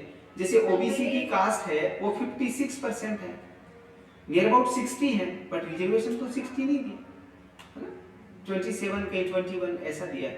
तो महिलाएं हैं तो आधी आबादी का, वो आधी सीटें अनरिजर्व रखी उनके लिए कि कुछ को रिजर्वेशन मिल जाए। अब इसमें भी लेकिन ना है, ये रिजर्वेशन भी सही फेयर नहीं है। इसमें क्या हो जाएगा, मैं वुमेन रिजर्वेशन का बता देता हूँ। इस रिजर्वेशन में रिजर्वेशन इन रिजर्वेशन किया जाना चाहिए, जैसे पंचायत में कर रहे हैं, जैसे म्यूनिसिपैलिटी में कर रहे हैं, वरना क्या होगा, पैसे वालों की महिलाएं तो चुनाव लड़ लेंगी। जैसे राजस्थान में अभी आरसीए का चुनाव का अखबार में आ रहा है, आज से आया है, तो आरसीए के चुनाव लड़ने आपके भाई या आपके कोई अंकल या ब्रदर या मेरे कोई ब्रदर या ऐसे तो लड़ नहीं रहे। कौन लड़ रहे हैं? गजेंद्र सिंह जी का बेटा लड़ रहा है, राजेंद्र राठौड़ का बेटा लड़ रहा है। कहने का मतलब है, और पहले अशोक गहलोत का बेटा था, आम आदमी का तो नहीं है ना। इसलिए रिजर्वेशन इन रिजर्वेशन किया जाना चाहिए ताकि एससी, एसटी, ओबीसी और अब तो ईडब्ल्यूएस, इस वर्ग की महिलाओं को भी रिजर्वेशन दो, वरना पैसे वालों की है ना, इन्हीं नेताओं की पत्नियां, बेटियां और बहुएं आ जाएंगी, रिजर्वेशन का ऑब्जेक्ट फुलफिल नहीं होगा। इस रिजर्वेशन को अभी और सही किए जाने की आवश्यकता है।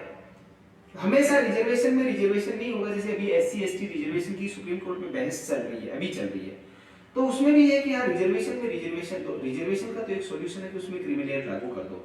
वुमेन रिजर्वेशन का तो ऑब्जेक्ट ही फुलफिल नहीं होने वाला है। भाई देखो, आज क्या गजेंद्र सिंह जी खीमसर क्या पावर में नहीं है क्या?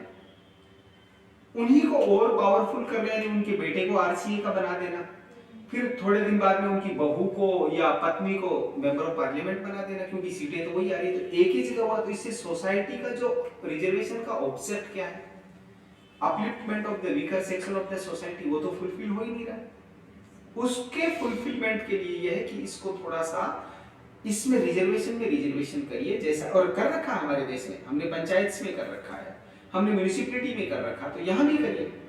एससी की महिलाएं तो आएंगी नहीं, एसटी की महिलाएं आएंगी नहीं, ओबीसी की महिलाएं आएंगी नहीं, ईडब्ल्यूएस की महिलाएं आएंगी नहीं, तो फिर तो रिजर्वेशन एससी एसटी को तो मिल रखा है ना, ओबीसी को नहीं मिल रहा। फीमेल रिजर्वेशन एससी एसटी का अलग से लोकसभा और विधानसभा में नहीं है। वहाँ एससी की सीट है और एसटी की सीट है। कुछ महिलाएं कहीं पे टिकट ले लेती, इसका मतलब ये मत मानना कि महिलाओं की सीटें हैं वो रिजर्व। आपको ऐसी कौन सी सीट ध्यान में आई ऐसी जहाँ सिर्फ महिलाएं लड़ रही और एससी की महिलाएं लड़ रही, वो भी विधानसभा और लोकसभा? अभी जो फीमेल रिजर्वेशन एक्ट है ना 106 अमेंडमेंट, उसमें तो एससी एसटी को रिजर्वेशन है, तभी तो वो ओबीसी कह रहे थे कि ओबीसी फीमेल वुमेन को रिजर्वेशन नहीं दिया। तो एससी एसटी को है, यस, इसमें एससी एसटी को कर दिया, बट ओबीसी को नहीं किया। तो ज्यादातर कास्ट तो ओबीसी की है ना, वो उनको भी दो। और मैं कह रहा हूँ ईडब्ल्यूएस को भी दो। भाई जनरल कैटेगरी में भी तो महिलाएं गरीब हो सकती हैं, आप ऐसा क्यों मान रहे हो कि नहीं हो सकती? ओबीसी तो ओबीसी को बिलोंग करता है, इसलिए ओबीसी की बात कर रहा है। ईडब्ल्यूएस की भी बात होनी चाहिए, उनको भी मिलना चाहिए। सब देखो, रिजर्वेशन का लाभ तभी होगा। वुमेन रिजर्वेशन की बात कर रहा हूँ स्पेशली, वो आर्टिकल 15 और 16 में मिल रहा है, उसकी नहीं बात कर रहा हूँ। वहां तो क्रिमिनल बेस्ट कॉन्सेप्ट है, उसको अप्लाई कर दो सारे रिजर्वेशन पे, जो एससी एसटी पे भी है नहीं। और इस वुमेन वाले पे SC ST OBC EWS reservation में रिजर्वेशन दो, ताकि हर वर्ग की महिलाएं आए, वरना क्या होगा, अमित शाह चला जाएगा तो अमित शाह की पत्नी आ जाएंगी या इनका बेटा आ जाएगा, उनका बेटा ऑलरेडी वैसे ही है ऑल इंडिया क्रिकेट एसोसिएशन में, वो उधर संभाल ही रहा है, तो अमित शाह क्या देश नहीं संभाल रहा है क्या, औरों के क्या बेटे नहीं है क्या, तो इसलिए पावर को डिसेंट्रलाइज करो, एक ही एक जगह रहेगा तो फिर वो क्या हो जाएगा, मोर पावर करप्ट एब्सोल्युटली, हाँ वो करप्शन बढ़ाएगा वो चीजें। सर एक क्वेश्चन हाँ पूछना, आप जेएलयू क्यों बनना चाहते हैं? हम जेलो इसलिए बनना चाहते हैं कि हम लो ग्रेजुएट हैं और ये ऑफिस वर्क का जॉब है, ऑफिशियल नेचर का जॉब है और ये हमारी नेचर के अकॉर्डिंग सूट करता है, इसलिए हम इसमें जेलो बनना चाहते हैं। वो कहते बाद में आरजेएस नहीं, अभी तो उसके बारे में नहीं, अभी हमने जेलो का ही सोचा है और वो तो सबको पता है, जो जेलो बनेगा वो एपीओ भी बनना चाहेगा, वो आरजेएस भी बनना चाहेगा, बट अभी यही कहना है कि ये थोड़ा सॉफ्ट नेचर का जॉब है, इसलिए हम चाहते हैं कि ये जेलो ही बनना है। सर ऐसा भी बोल ऑफिस नेचर का है कोई? हाँ बताओ।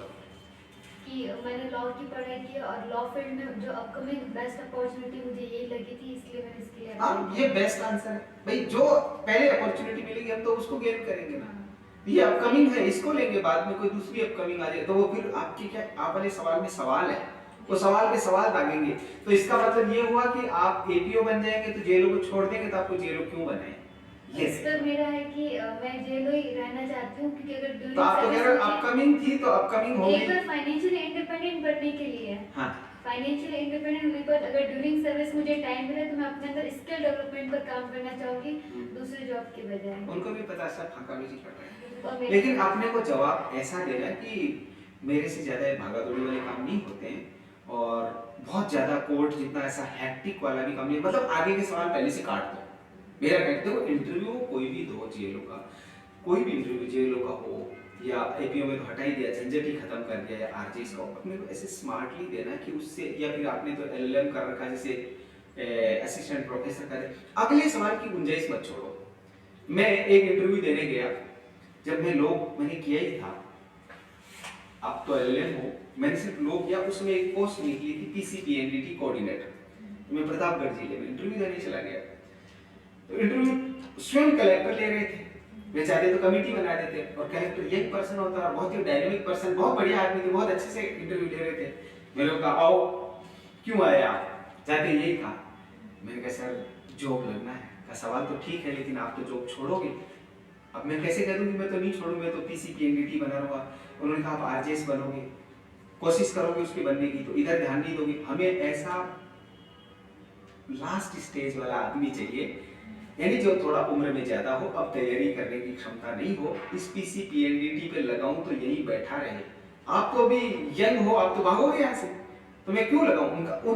उस दिन से मेरे को एक सवाल का जवाब मिल गया कि हम जिस पोस्ट के लिए हम फिट है ना, एप्रोप्रिएट है ना, क्या यंग पर्सन जेलो नहीं लगते, क्या लगते हैं, हमारे नेचर को सूट करता, हमसे बहुत ज्यादा हेक्टिक वाले ये नहीं होते, बट ये सॉफ्ट नेचर का ऑफिशियल जॉब है, हम इसके अकॉर्डिंग अपने आप को फिट पाते हैं, इसलिए हम इसको यही बनना चाहते हैं, बस इतना सा जवाब। एक क्वेश्चन ये पूछते ना, आपने प्रैक्टिस क्यों नहीं की और आप ये सर मेरी प्रैक्टिस में कोई कभी इंटरेस्ट ऐसे थ्योरेटिकल है मेरा, बट प्रैक्टिकली मेरा कभी ऐसा इंटरेस्ट रहा नहीं।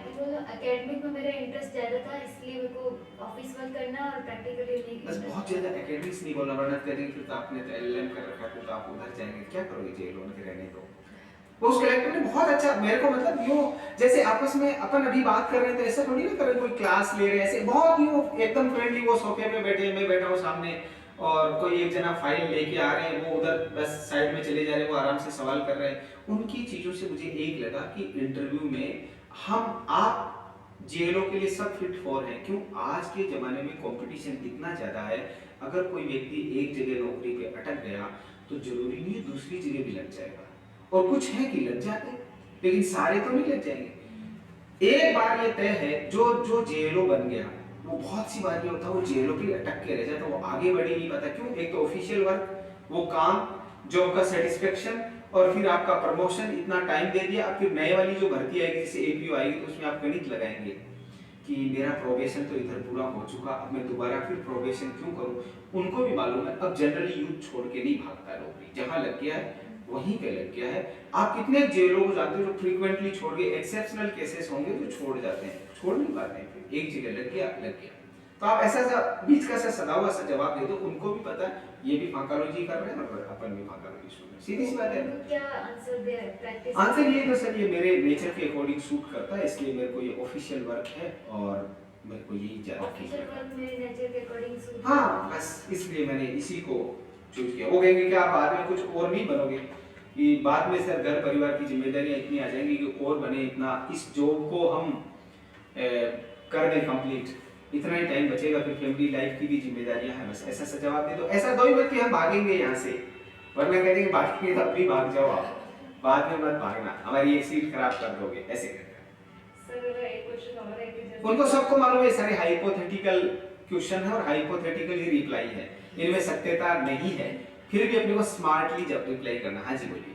सर का जैसे कॉलेजियम रेकमेंड करता है प्रेसिडेंट को कि इनको जज बनाना है, हाँ तो क्या गवर्नमेंट मना कर सकती है, प्रेसिडेंट उसको मना भी कर सकते हैं कि नहीं? प्रेसिडेंट कॉलेजियम के नाम को रिटर्न कर सकते हैं, जैसे एपीजे अब्दुल कलाम साहब जब प्रेसिडेंट ऑफ इंडिया थे, राजस्थान हाई कोर्ट से जो जजेस की लिस्ट गई थी, एडवोकेट्स की जजेस जिनको अपकमिंग जजेस बनना था, तो उन्होंने एक नोट डाल के लौटा दिया था कि where is minority name in the list. तो फिर दो नाम जोड़े गए, रफीक साहब के एक और वो थे, उन दोनों की जोड़ के भेजना पड़ा। ये बस ये कर सकते हैं कि, और वैसे कॉलेजियम के पूछे हैं तो कॉलेजियम सिस्टम वैसे भी कोई एज पर कॉन्स्टिट्यूशन भी नहीं है और अच्छा भी नहीं है। सर ये क्वेश्चन पूछे, मतलब रिटर्न कर सकते हैं वो कॉलेजियम की रिकमेंडेशन को मानने से मना कर सकते हैं गवर्नमेंट? हाँ president of India, government is president of हाँ इंडिया। प्रेसिडेंट मना कर सकते हैं। हाँ वो मना करने का मतलब जो है कि एडमेंट नहीं हो जाएगा, उनको वापस एक बार रिकंसीडर के लिए भेज दिया अच्छा, जाएगा। रिकंसिडर जी। के लिए भेज सकते हैं। हाँ और रिकंसीडर के लिए भेज दिया, इसका मतलब है कि उनको उस पर रिकंसीडर करना ही है, प्रेसिडेंट ने भेजा है इसे। ठीक है सर, एक और क्वेश्चन है कि जो ऑर्डर टू रूल 2 में है ना कि suit to include whole claim, तो उसमें क्लेम और रिलीफ दो वर्ड ऐड बताए गए हैं, तो इनमें हम डिफरेंशिएट कैसे करें क्लेम और रिलीफ में? देखो रिलीफ और क्लेम का ये है, क्लेम तो आपने किया, क्लेम तो जब मिलेगा तब मिलेगा, रिलीफ तो आप इंटरिम भी देंगे ना तुरंत जाते ही पार्टी को। जैसे हम डॉक्टर के पास गए तो डॉक्टर जाते ही क्या करेगा, जाते यही तो है नहीं कि ले जाओ जी ऑपरेशन थिएटर में ले जाओ सीधा ऑपरेशन करो, एक बार वो क्या करेगा तुरंत इंजेक्शन देगा, यानी थोड़ा इमीडिएट रिलीफ मिले, फिर अपने को टेबलेट देगा, थोड़ा ट्रीटमेंट आगे चलेगा, उसके बाद में फिर क्या ट्रीटमेंट चलना वो देखेगा। क्लेम तो डिसाइड होगा तब होगा, लेकिन उसको रिलीफ तो इंटरिम भी दिलाया जा सकता है ना, तुरंत रिलीफ दिलाया जा सकता है। किसी को दिक्कत है कोई चीज से तो एक बार के लिए रिलीफ दिला तो बाद में कोर्ट डिसाइड करेगा। जैसे कोई मेंटेनेंस में गया, एक मिनट समझना, क्लेम तो है ही है उसको और रिलीफ भी है। अब भूख तो रोज लगेगी, 2 टाइम उसको खाना चाहिए, उसके बच्चे हैं उनको पढ़ाने के लिए भी चाहिए, उसको भी चाहिए, उनको कपड़े भी चाहिए, भोजन भी चाहिए, घर भी चाहिए। अब सूट डिसाइड होगा, हो सकता है 20 साल लग जाए, तो क्या 20 साल वो महिला भूखी प्यासी बैठी रहेगी क्या? इसलिए रिलीफ दिया जाना साथ में जरूरी है। इसीलिए 2013 से हमारी आईपीसी में भी ये कर दिया कि जो विक्टिम है उसको रिलीफ दो, रिहेबिलिटेशन का भी प्रोविजन करो। अकेला रिलीफ नहीं, एक और वर्ड जोड़ दिया रिहेबिलिटेशन का, फिर रिहेबिलिटेट करो। बट उसमें ना suit to include whole claim और सारे रिलीफ भी ऐड करनी जो प्लेंटिफ चाहता है कोर्ट से, तो इनमें डिफरेंस क्या है? क्लेम सारा चाहता है, रिलीफ सारा चाहता है, मतलब सिमिलर वो लास्ट में जाके फिर तय हो जाता है कि भाई इतना रिलीफ हमने इनको दिला दिया, इतना पार्टी ने दे दिया, अब इसका बचा कितना है, वो फाइनल डीसी जो फाइनल तो समझ में आ गया। बट क्लेम और रिलीफ में डिफरेंस क्या है टर्मिनोलॉजी? टर्मिनोलॉजी में यही है कि रिलीफ इमीडिएट चाहिए, क्लेम तो डिसाइड होगा तब होगा। क्लेम तो बहुत सारे हो सकते हैं, लेकिन एक इमीडिएट रिलीफ तो उसको दिलाया जाए ताकि उसका बेसिक रिक्वायरमेंट फुलफिल हो। ये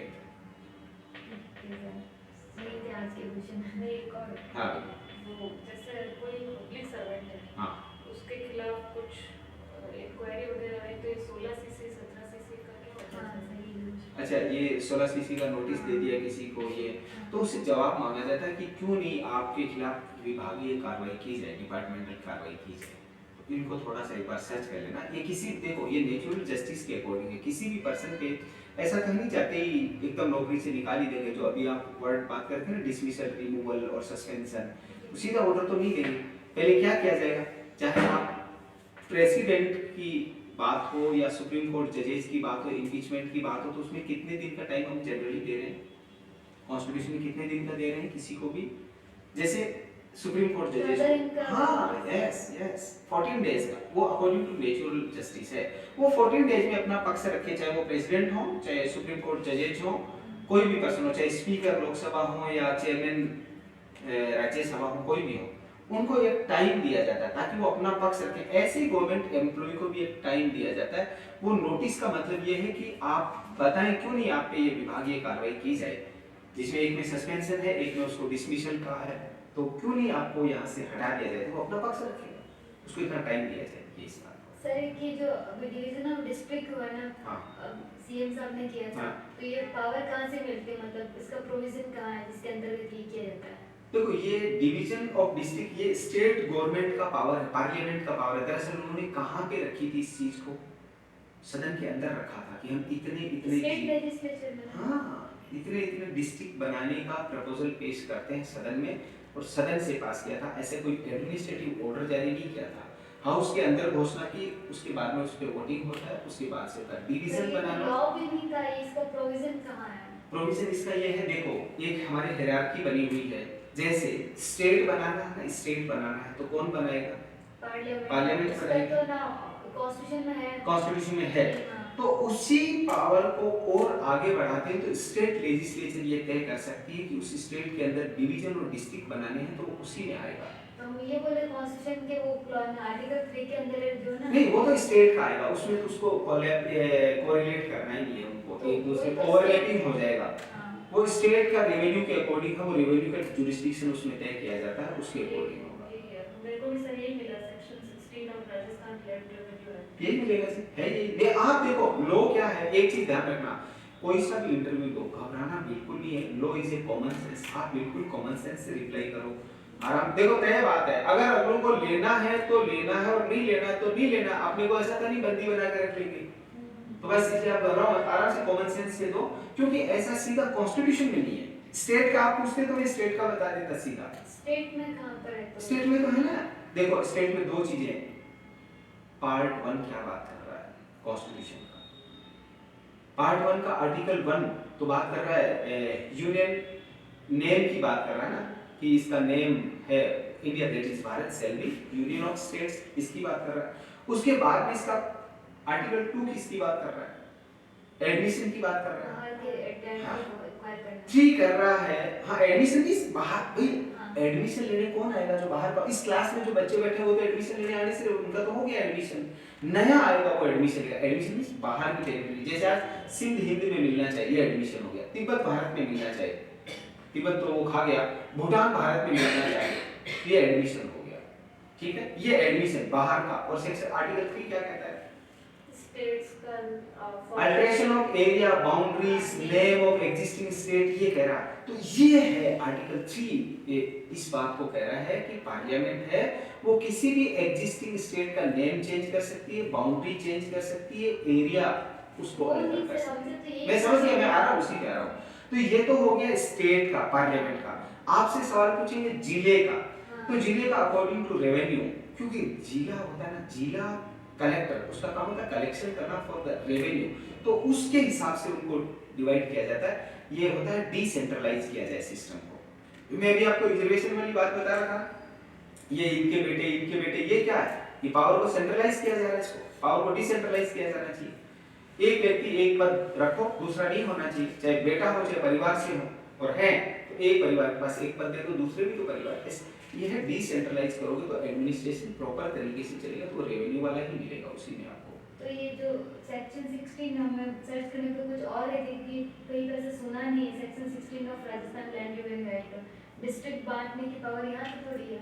तो ये एक बार इसको देख लो, रेवेन्यू वाले को गूगल करके सर्च करके देख लो। सर मैं एग्जैक्ट मिला नहीं, इसलिए हाँ क्वेश्चन हाँ करेक्ट किया। जी जी, ना क्वेश्चन से आपका एक भी क्वेश्चन बिना सर पैर का नहीं है, रेलेवेंट क्वेश्चन है।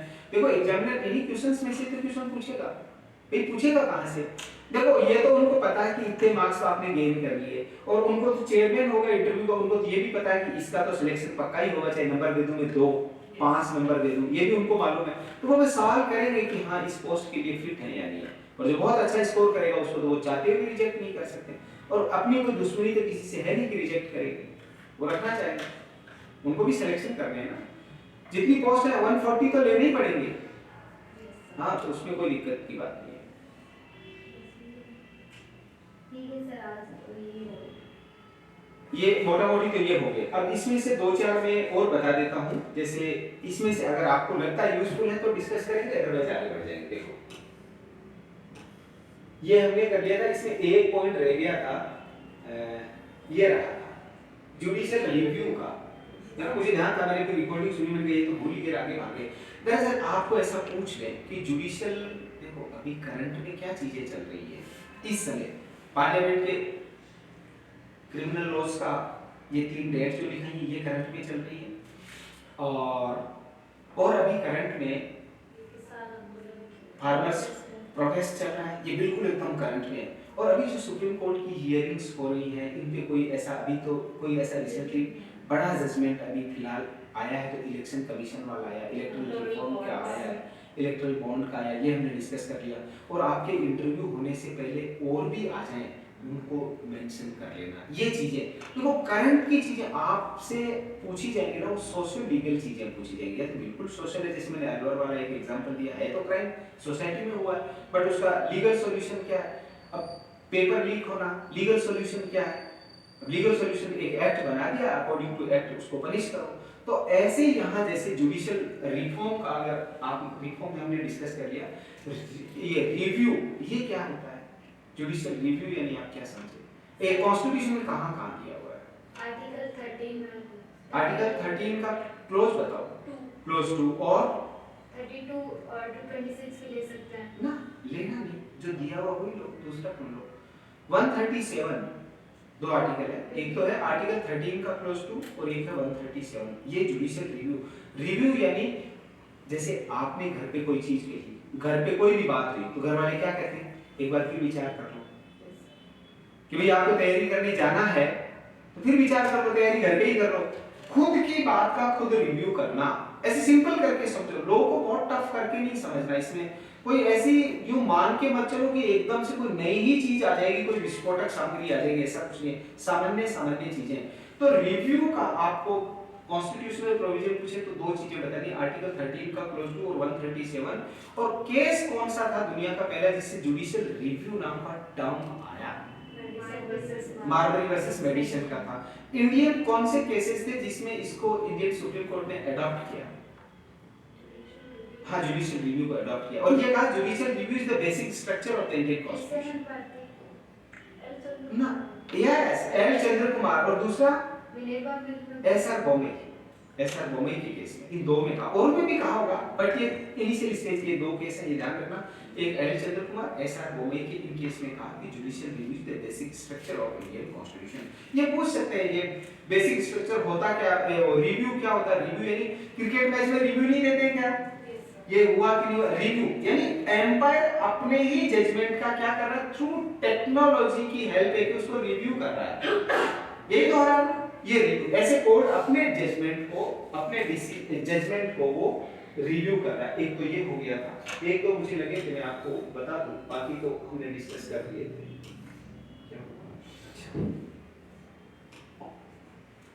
ये भी सारा हो गया, सरोगेसी वाले ये कर लिए थे ना जी। और इसमें कहां तक हुआ था? सर ये सब हो गया, ये सब हो गया। चलो चेंज,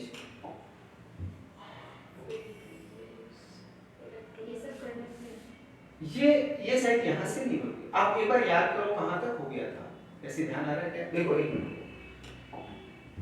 इनमें से राइट टू प्रोटेस्ट मुझे ध्यान है हो गया था, वर्चुअल कोर्ट्स का हो गया, अग्निपथ सर ये लास्ट वाला भी करवा दिया था आपने, सेक्सटॉर्शन एक्सटॉर्शन भी करवा दिया था, लव जिहाद वाला ये। अब इसमें एक ध्यान रखना, अभी आया नहीं, एक लो आने वाला, शायद अगले फेज में आएगा। मैरिज में पेरेंट्स की कंसेंट को मस्ट कर रहे हैं, वो अभी आएगा, आया नहीं है, तो उस पे अपने को पहले नहीं जाना। अगर कोई पूछे तो आप अपना ओपिनियन देना चाहिए कि अच्छा आपको क्या लगता है मैरिज में पेरेंट की कंसेंट होनी चाहिए नहीं होनी चाहिए? सर अपना जो 21 के राइट टू मैरिज दिखा है, उसमें तो दो जो इंडिविजुअल 18+ उनके ओपिनियन मायने रखते हैं। अच्छा, मायने रखती है, उनको पालता कौन है? दो इंडिविजुअल, ऐसे इंडिविजुअल हो गए क्या? एक मिनट सोचो, छोटा सा बच्चा है, अभी बॉर्न हुआ है, न्यू बॉर्न बेबी है, डाल दो क्या?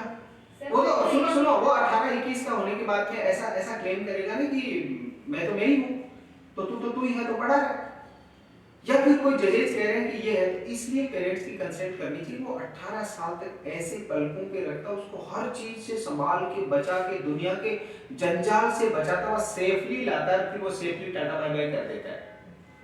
तो इसमें पेरेंट्स के साथ में धोखा है या नहीं है? आप अपने आप को यूथ को इस हिसाब से मत सोचो। आप ये सोचो कि आपका बच्चा या बच्ची ऐसा करेगी, उस दिन आपको कैसा फील होगा, क्या ऐसा करना चाहिए according to natural justice. Socially तो जो बोलो सही है, बट और लीगली भी वही सही करना पड़ेगा। जो सोशली सही नहीं वो लीगली सही कैसे हो सकता है? तो फिर अच्छा, वो लॉ किस पे अप्लाई होता है? सोसाइटी पे। आज तक गलत लॉ है तो इसका मतलब थोड़ी आगे भी गलत रहेगा। जिन बच्चों को लगता है कि हमें माँ बाप की जरूरत नहीं है, अभी कोर्ट ने कह दिया ना एक जजमेंट में कि उनको बच्चों को प्रॉपर्टी मत दिलाओ, उनकी जो बुजुर्ग है ना, घर से निकाल दिया, वृद्धाश्रम निकाल दिया, उनको उनकी प्रॉपर्टी का कोई राइट नहीं बनता। अभी रिसेंटली जजमेंट दिया है, हटाओ उनको वहां से, और प्रॉपर्टी के चक्कर में तो वो अपने आप ही सेवा करेंगे। ऐसे ये पहले नहीं थी ये जजमेंट, क्यों करना पड़ा? क्योंकि लोग ऐसा करने लगे हैं। देखो, लॉ सोसाइटी के लिए बनता है, लॉ में ये दिया और सोसाइटी में ये है तो चेंज किया जाए ना उसको। आपका ओपिनियन पूछे तो अपने को ये है कि देखो वहां बैठने वाले सारे पेरेंट्स ये ध्यान रखो, माइंडसेट पढ़ो उनका, वो है कौन, किस स्टेज में है। उनका किसी का बच्चा या किसी के बच्ची ने कह दिया कि कौन होते हो, मैं नहीं जानती आपको, आप मेरे पापा हैं, ऐसी होती है लड़कियां जो भावुक हो जाती है। वो बात है कि बाद में रोती है, लेकिन वो ऐसे कहती है कि अब किसी के पापा को कह दो कि आप कौन हो मैं नहीं जानती, या किसी की मम्मी को कह दो मैं कौन हूं मैं नहीं जानती, उसके लिए तो दुनिया खत्म हो गई। भाई भागते किसके हैं पेरेंट्स? औलाद के लिए भागते ना, वरना तो वही बाबा जी लोग बैठे हैं इस पुड़िया के नीचे, कई लोग बैठे भी है ना, ऐसे बैठे हैं। उनको मतलब ही अरे भाई सारा सब कुछ संसार और ये भगवान ने ऐसी रचना की है, तो उनके लिए पेरेंट्स की कंसेंट हर मैरिज में मस्ट है। क्योंकि अभी उत्तराखंड में किया है ये लव जिहाद वाला मामला, लिव इन रिलेशनशिप का। आपको ऐसा कोई भी करंट टॉपिक पूछे तो आपको अपना ओपिनियन वो देना है जो society at a large effect होती है, ना कि इंडिविजुअल इंटरेस्ट हमारा क्या है, इट डजंट मैटर। और ये देखना सामने बैठे वो लोग किस कैटेगरी में, वो सब के पिताजी दादाजी है कि नहीं, उस हिसाब से देना है।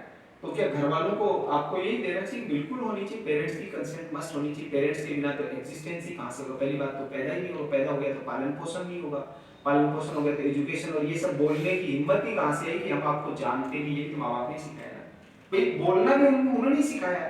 तो इसलिए कंसेंट को मस्ट किया जाए। ये अभी लोग आने वाला है, पार्लियामेंट ला रही है, आपकी जानकारी के लिए बता दूं, कमिंग फास्टली, ये आते दूसरे तीसरे कार्यकाल में ये लाएगा, और जरूरी है ऐसा लो लाया जाना चाहिए। क्योंकि लव जिहाद में भागते वो वही बच्चे भागते जिनको ऐसा मंत्र देते हैं, ऐसा मंत्र देते हैं, वो माँ बाप को डिनाई कर देते हैं। आपने भी केसेस देखे नहीं है, हमने ऐसे बहुत सारे किस्से सुने, किसी माँ बाप को, भाई बहन को रो रहे हैं, उसके पैरों में पड़ रहे हैं वो। लव जिहाद दूर की बात अरे नहीं, दूर की नहीं है वो, मैरिज हो रही है, हाँ, तो इंटरकास्ट भाग्य है ना, वो भी भाग रहे हैं, तो पेरेंट्स की कंसेंट मस्ट करवाना। अच्छा, किसके पेरेंट्स हैं जो शादी कुएं में धकेलना चाहेगा? पेरेंट्स से बड़ा वेल विशर धरती पे कोई होता ही नहीं, हो ही नहीं सकता।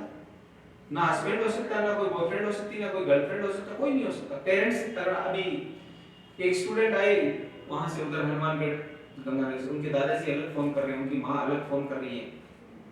अब वो बात अलग है कि वो यहाँ आके वोटा कर, फिर बाद में कितना कंट्रोल में रहते हैं। इसलिए पेरेंट्स हर चीज की चिंता करते हैं, इसलिए मस्ट है, आप ये ध्यान रखना है। पूछ लिया जाए तो ये लव जिहाद वाले के वहां पे क्या किया उत्तराखंड में कि कंसेंट मस्ट कर दो, पेरेंट्स की कंसेंट होनी चाहिए। किसके साथ रहेगा?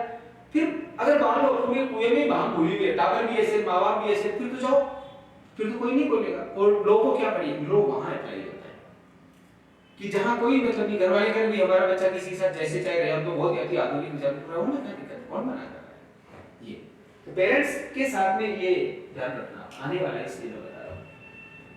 ग्लोबल वार्मिंग का आपको मुझे नहीं लगता कि बहुत ज्यादा पूछा जाएगा। वैसे ये अभी जो इफेक्ट चल रहा है ना एकदम से सर्दी का, पता नहीं सर्दी जा रही है कि सर्दी आ रही है, ये ग्लोबल वार्मिंग का इफेक्ट है। कोई थोड़ा बहुत पूछ ले तो पूछ ले, क्योंकि इस समय कश्मीर में फरवरी में, वो भी जाती फरवरी में ऐसे स्नो हो रहा है, और ये सब ग्लोबल वार्मिंग का ही। इसमें अर्थ समिट और ये सब क्योटो प्रोटोकॉल और क्योटो प्रोटोकॉल और ये सारी चीजें। सोशल मीडिया का इफेक्ट इस समय ये है कि इसने पूरा जितना भी ट्रेडिशनल मीडिया था, जिसको हम प्रिंट मीडिया कहते हैं, इलेक्ट्रॉनिक मीडिया कहते हैं, उसको सबको क्या कर दिया इसने, सुपरसीड कर दिया इसने। ये सब की जगह सबसे आगे आ गए। इसलिए सोशल मीडिया का इफेक्ट इतना हो गया, आप और हम हर आदमी चलते ये लोग फोटो खींचा, ये भी क्या हो गया, एक प्रकार की सोशल जर्नलिज्म हो गया। है ना, कोई चीज लिख दी या किसी विचार को शेयर कर दिया, ये सारा सोशल मीडिया का इफेक्ट है। इसका मतलब ये नहीं सिर्फ यूट्यूब और ये फेसबुक और ये आएगा। ऑफेंस अगेंस्ट द चिल्ड्रन, तो ये इसमें तो पॉक्सो का और ये सारा आ जाएगा पूरा का पूरा। ऐसे एजुकेशनल क्वालिफिकेशन फॉर पॉलिटिशियंस अगर आपको पूछ ले कि होनी चाहिए कि नहीं होनी चाहिए, होनी चाहिए। इसके पीछे रीजन देना कि पॉलिटिशियन का काम, पॉलिटिशियन नहीं, वो करेगा क्या जाकर के, बस लॉ मेकर है वो, एक प्रकार से लॉ मेकर, और लॉ मेकर ग्रेजुएट भी नहीं है। कम से कम होना तो ये चाहिए कि लॉ ग्रेजुएट मस्ट होना चाहिए, लॉ की समझ हो। लेकिन चलो ये कहने का मतलब बाकी लोगों के साथ इनजस्टिस हो जाएगा, सारे लॉ ग्रेजुएट तो नहीं हो सकते, तो एटलीस्ट ग्रेजुएट तो होना ही चाहिए, मस्ट। वो जब लॉ बनाने जा रहा है उसको लॉ का मालूम ही नहीं है कि मैं क्या बता रहा, तो वो तो चीज गलत हो जाएगी। इसलिए उनका एजुकेशनल, और पूछ लें कि बच्चों का होना चाहिए, बिल्कुल होना चाहिए। हमने कर भी रखा, पंचायत में कर रखा, म्यूनिसिपैलिटी में कर रखा, एमएलए एमपी में भी होना चाहिए। रिजर्वेशन तो हो गया महिलाओं का, अब इधर इनका ये बच्चों का भी होना चाहिए। 2 से ज्यादा बच्चे का मतलब वो गैर जिम्मेदार आदमी है। एजुकेशनल क्वालिफिकेशन हो गया। पेंडेमिक महामारी पे हो सकता है, कोरोना में थोड़ा बहुत पूछ ले कि क्या चेंज क्या हुआ इससे, कोरोना से तो क्या चेंज हुआ आपके अकॉर्डिंग? सर एक तो हम बहुत ज्यादा टेक्नो फ्रेंडली हो गए। इंडिया जो 20 साल बाद में एडवांस होता टेक्निकली, वो आज एडवांस हो गया। मैं उस वाले बोर्ड पे पढ़ाता था जो पीछे ब्लैक एंड व्हाइट वाले पे, और कोरोना लग गया तो मोबाइल पे पढ़ाने लगे। अब इस डिजिटल प्लेटफॉर्म पे आ गए। अब तो ये कि जितना अल्ट्रा मॉडर्न नहीं हो जाओ तो आप हम बाकी को बराबर ही नहीं खड़े हो सकते, डिफीट करना तो बहुत दूर की बात है। ये हमारी टेक्निकल जो टेक्नो फ्रेंडली जो एनवायरनमेंट बना ना कोरोना के बाद में, ये हो गया। हेल्थ के प्रति लोग अवेयर हो गए हैं, ये एक बड़ा चेंज आया है। पहले अपने लोग हेल्थ के प्रति बहुत कम अवेयर थे, आलसी थे, सो रहे हैं, जग रहे हैं, और एक हेल्थी लाइफ अपनाने लगे। बहुत शहरों की तरफ भाग रहे थे ना, वो हेल्थी एनवायरनमेंट की तरफ, गांव की तरफ आना, शुद्ध खाना, बाजरा, ये सब चीजें, जो चीजें पहले जिनको हम कहते थे कि ये क्या है हमारी बहुत ही, जिनको लोग कहते थे ना, अरे नहीं कड़ी रोटी नहीं खानी, दही रोटी नहीं खानी, अब लोगों को पता है कि सारा न्यूट्रिशंस ये जो आ रहा है ये सब किस चीज से है, उन चीजों से। तो व्यक्ति किधर चल पड़ा, हेल्दी चीजों की तरफ चल पड़ा, हेल्दी फूड, हेल्दी लाइफस्टाइल, इनकी तरफ। और एक ये हो गया है कोविड, पोस्ट कोविड इफेक्ट है कि यंग पर्सन है, उनको बहुत जल्दी अटैक आ रहे हैं। मैंने कहा एक स्टूडेंट हमारे थे जो आपके साथ अभी लोग इंटरव्यू दे रहे होते, लेकिन उसमें एक ये हो गया, हेल्थ के प्रति अवेयरनेस, कई बार लोग क्या ज्यादा अवेयरनेस वाली रख लेते हैं, फिर वो जिम वाला सप्लीमेंट लेना और वो सब चीजें, तो वो अपनी जगह। आपको कोरोना से चेंज क्या लगा, एक तो ये हो गया कि लोगों का गवर्नमेंट जॉब के प्रति रुझान बहुत बढ़ गया। कोरोना में ये था सब कुछ बंद हो गया, ऐसी पेंडेमिक आई तो किन की नौकरियां चलती रही, सरकारी नौकरियां चलती रही, कंटिन्यू जारी रही। तो ये एक चीज अपने को ध्यान रखना है। इससे चीजें, लोगों का सोचने का तरीका बदल गया कि भैया जीवन में पता ही नहीं कितनी सी देर का जीवन है, कब खत्म हो जाए कोई नहीं मालूम। तो ये बहुत चीजें, लोगों का थॉट, सब चीजें इसमें बदली है। टेक्नोलॉजिकली हम जो हुए हैं वो तो ही है। इलेक्टोरल रिफॉर्म पे हम पहले से डिस्कस कर चुके हैं, अभी इसके बारे में पूछे जाने की स्ट्रॉन्ग पॉसिबिलिटी है क्योंकि इलेक्टोरल बॉन्ड पे जजमेंट आया है। और वन नेशन वन इलेक्शन, ये इसी का ही एक प्रकार है इलेक्टोरल रिफॉर्म का ही। और ये फ्री बीज भी इलेक्टोरल रिफॉर्म्स का है कि उनकी लाइबिलिटी, लाइबल था, उनको पैसा लाएंगे कहां से, ये चीजें बांट देंगे, कंप्यूटर बांट देंगे, मोबाइल बांट देंगे, ये जनता का पैसा है, पैसे कैसे बांट रहे हो आप। ऐसे ही प्राइवेटाइजेशन इन गवर्नमेंट सेक्टर, इस पे मान लो ऐसे टॉपिक पे ओपिनियन पूछ लिए, वो करंट टॉपिक है जिन पे जनरली पूछ ली जाती है, तो इस पे क्या बताएंगे, क्या प्राइवेटाइजेशन होना चाहिए नहीं होना चाहिए, अच्छा है या गलत है, क्या है? सर नहीं होना चाहिए। जैसे क्यों नहीं होना चाहिए? सेंट्रलाइजेशन ऑफ पावर हो जाएगी जो, एक तो सेंट्रलाइजेशन ऑफ पावर है, बहुत बढ़िया, वेरी नाइस रिप्लाई। और एक ये हो जाएगा, प्राइवेटाइजेशन होने के बाद में हिंदुस्तान इतना बड़ा देश है और यहाँ पे बहुत से लोग बहुत गरीब हैं और अलग अलग प्रकार के लोग हैं। प्राइवेटाइजेशन वाले क्या चाहेंगे भाई, जैसे आज अंबानी है, अडानी है, उनको अपने ऑफिस में लगाना है, और एक भारतीय रेलवे को ऑफिस में लगाना है, तो भारतीय रेलवे तो SC, ST, OBC, EWS as per reservation post निकालेगी, और अंबानी अडानी कैसे निकालेंगे? वो देखेंगे फर्नाटेदार अंग्रेजी बोले, दिखने में ऐसा गोरा चिकना सा हो, गोरी चिट्टी सी, ऐसा एकदम मतलब यूं कॉर्पोरेट सेक्टर के बोली, ऐसी धारणा। तो क्या बेचारे जिनका चेहरा ज्यादा ऐसा नहीं है तो वो नौकरी नहीं लग सकते, वो क्यों करेंगे? ये डिस्क्रिमिनेशन हो जाएगा। अंग्रेजी नहीं आ रही इसका मतलब थोड़ी नॉलेज नहीं है, हो सकता है उसको व्यवहारिक ज्ञान इतना अच्छा है कि अंग्रेजी वाले से तो वो बहुत अच्छा एम्प्लॉय होगा। क्या अंग्रेजी बोलने वाले कितने करप्ट लोग हैं, कितने बड़े बड़े ऑफिसर हैं जिन्होंने हजारों करोड़ की प्रॉपर्टी इकट्ठी करी, वो सब पराठेदार अंग्रेजी वाले है ना। ये कोई ग्राउंड नहीं है। इसलिए इस देश में प्राइवेटाइजेशन मोस्टली पर्संस हैं उनके अच्छे के लिए। एक तरफ तो हम रिजर्वेशन दे रहे हैं, एक तरफ हम प्राइवेटाइजेशन कर रहे हैं, तो सिस्टम को डिसेंट्रलाइज कर रहे हैं, सेंट्रलाइज कर रहे हैं। इस पे भी हमको सोचना चाहिए। इसलिए प्राइवेटाइजेशन एक लिमिट तक ठीक है, उससे ज्यादा नहीं। प्राइवेटाइजेशन के बजाय गवर्नमेंट का ये है, ये ठीक है। बिल्कुल गवर्नमेंट का हो जाए तो भी लोग आलसी निकम्मे हो जाते, काम करने नहीं चाहते, सरकारी नौकरी लग गई, हड़ताल करो, धरना दो, प्रदर्शन करो। और आजादी का अमृत महोत्सव, अब इसमें आजादी के अमृत महोत्सव के अलावा अब एक और अमृत महोत्सव चल गया जो हमारे संविधान लागू होने का भी 75th ईयर चल रहा है। हो सकता है इस पे आपको कोई चीज पूछ ले तो आप ध्यान में रखना, है ना। 26 नवंबर 1949 वाली बात नहीं कर रहा, मैं कर रहा हूँ 26 जनवरी 1950 से अभी ये 75वां वर्ष चालू हो गया, ठीक है। Concept of new India, new India आपको भी, आप यंग हैं, यंगस्टर्स हैं, आप बताइए आपका क्या है न्यू इंडिया के प्रति, आपका क्या कॉन्सेप्ट है। अब का भारत कैसा भारत है या कैसा होना चाहिए। तो अपने को ये कह रहे हैं जितने तरह का डिस्क्रिमिनेशन हो रहा है ये नहीं होना चाहिए। हर आदमी को उसकी काबिलियत के अकॉर्डिंग उसको अपॉर्चुनिटी मिलनी चाहिए, जो उसमें स्किल है, जो उसमें क्वालिटी है, उसके अकॉर्डिंग उसको अवसर मिलना चाहिए। नेपोटिज्म नहीं होना चाहिए। नया भारत तो यही भारत है, एजुकेटेड भारत है, लिटरेट भारत है। अब इसमें ये भाई भतीजावाद कर दिया, ये जातिवाद कर दिया, ये इन चीजों के लिए कोई जगह नहीं होनी चाहिए। ऐसे कल्चरल हेरिटेज ऑफ राजस्थान, इसके आपको कोई बहुत ज्यादा पूछेंगे ऐसा नहीं है। ऐसे के टॉपिक्स पे उनके आ सकते हैं, आरजेएस में, एपीयू में ऐसे पे आ सकता है। टूरिज्म इन राजस्थान, इस पे भी ऐसे आ सकता है। ये वाला इलेक्ट्रॉनिक व्हीकल, इनका इस समय अब ज्यादा जमाना है, धीरे धीरे करके हम इसकी तरफ जाएंगे क्योंकि फ्यूल की कमी होती जा रही है और एक समय के बाद वो खत्म हो जाएगा। वो फिक्स है, वो बनाया नहीं जा रहा है, वो नेचुरली इनबिल्ट है। तो इसलिए ये एक इसका अल्टरनेट है इलेक्ट्रॉनिक व्हीकल्स जो जितने भी आ रहे हैं। अब तो बड़ी बड़ी गाड़ियां और सब आने लगी हैं। रिलीजन टूरिज्म इन राजस्थान, ये भी आपको नहीं पूछेंगे, आरजेएस एपीयू में बहुत अच्छा टॉपिक है कि यहाँ पे रिलीजन टूरिज्म, चाहे नाथद्वारा का श्रीनाथ जी का मंदिर हो या मेजर रामदेवरा का मंदिर हो, कोई सा भी हो।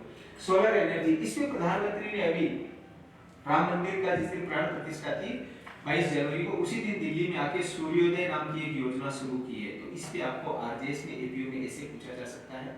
और ये पूरे देश भर में उन्होंने सूर्योदय योजना के नाम से सोलर एनर्जी पे चालू की है। हो सकता कोई आपको पूछ ले। प्रोस्टिट्यूशन पे अभी कौन से वाला केस आया था जिसमें का prostitution is a profession? Yes, Buddhadev Karmakar versus state of West Bengal का।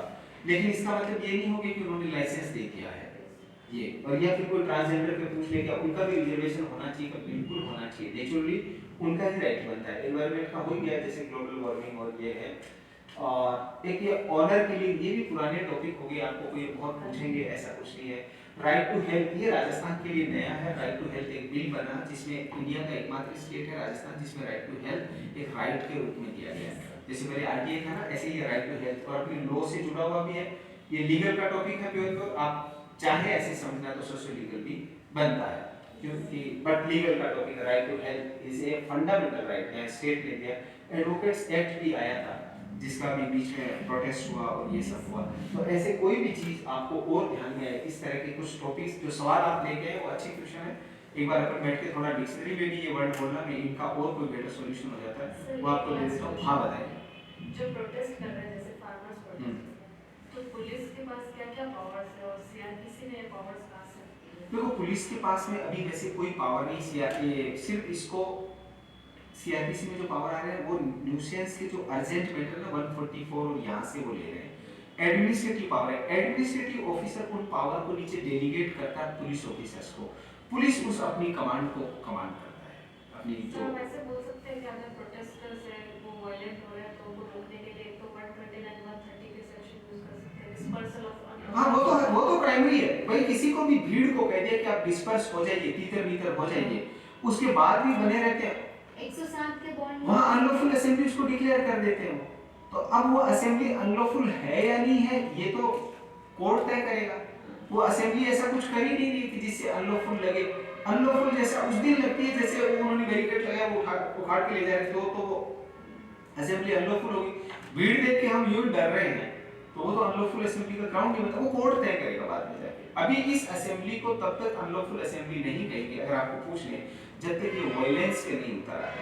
मन में क्या है ये तो नहीं पता भाई, मन के अंदर क्या, वो तो कहते हैं मन में तो मन वाली तो महादेव ही नहीं जान सकते। मैंने आपको एक किसान वाला बताया था ना, किसान को भगवान मिले तो उन्होंने पूछा भाई तू कौन कर, मैं किसान को अपन भी पूछ लेते हैं पलट के जी आप कौन, कि मैं भगवान की क्या करते हो, बोला अगली पिछली बता दूं, बोलो बताओ प्रभु मेरे हाथ में लठ है, इसकी कमर पे मारूंगा, सर पे मारूंगा या पैर पे। अब मन में क्या चल रहा है उसको भगवान को ये तो पता है, ये चल रहा है मैं बताऊंगा ये तो उससे उल्टी मारेगा, है ना। तो अंदर क्या चल रहा है वो कोई नहीं जानता, इसलिए हम पहले से ये नहीं कह सकते कि ये जाके वायलेंस ही करेंगे। हो सकता है एक बार दिल्ली में जाएं और घूम घाम के आ जाएं, दो चार थोड़ा सा प्रधानमंत्री आवास के बाहर प्रोटेस्ट कर लें, जिंदाबाद मुर्दाबाद कर दें, तो डेमोक्रेसी में किया जा सकता है, राइट टू प्रोटेस्ट में आता है। ये नहीं बोल सकते 107 के बॉन्ड बनवा सकते हैं इनसे, इनको डिस्पर्स करने के लिए। इनको डिस्पर्स करने का आदेश दिया जा सकता है और इनको डिस्पर्स करने के आदेश के बाद में है तो अनलॉफुल असेंबली का पार्ट हो जाएंगे।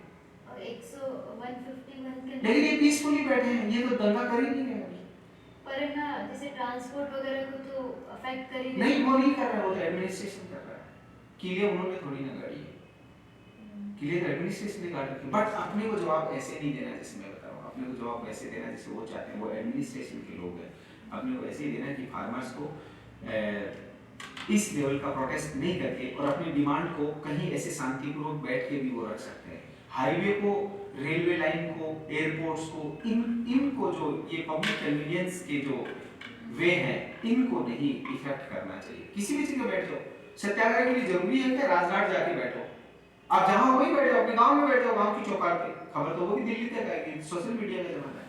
आप ऐसा जवाब दे दो ना बोर्ड सा, ज्यादा ठीक रहेगा, है ना। अपन बहुत ज्यादा उलझेंगे ना, इसमें इतना इसमें ना, फिर वो फिर उस सेक्शन में से सेक्शन और उसको निकालते जाएंगे। राइट टू प्रोटेस्ट आप कहीं भी बैठ सकते, आप अपने गांव की चौपाल पे बैठ सकते हैं, आप अपने घर पे बैठ सकते हैं, लाइव कर दो कि जी मैं ये सत्याग्रह कर रहा हूँ, कर रही हूँ, ये लो सब सत्याग्रह, तो वहां से भी हो जाएगा, एडमिनिस्ट्रेशन वहां भी पहुंच जाएगा, 2 मिनट में रीच होती है। तो दिल्ली जाके करना जरूरी है क्या? कोई जरूरत नहीं। और राजस्थान के बहुत लोग इसके बहुत ज्यादा सपोर्ट में नहीं है और बहुत ज्यादा अपोज में भी नहीं है, बहुत से लोग तो ऐसे न्यूट्रल है, मालूम भी नहीं, लेना देना भी नहीं है ना। स्टेट का इफेक्ट, इंटरेस्ट इफेक्ट हो रहा है। दरअसल अभी पंजाब का उधर का ट्रेड और वो सारी चीजें रुकी हुई है, हरियाणा का तो उन्होंने आगे जारी रख रखा, उधर उनको रोक रखा है। तो राइट टू प्रोटेस्ट एक लिमिट में है, उनको भी प्रोटेस्ट का, और एडमिनिस्ट्रेशन को भी एक लिमिट में है। इस समय एडमिनिस्ट्रेशन भी अति कर रहा है और फार्मर्स भी अति कर रहे करते क्या रहे। लेकिन वो जैसे शाहीन बाग वाला प्रोटेस्ट था, जब तक पीसफुल था तब तक वो क्या था, लॉफुल था।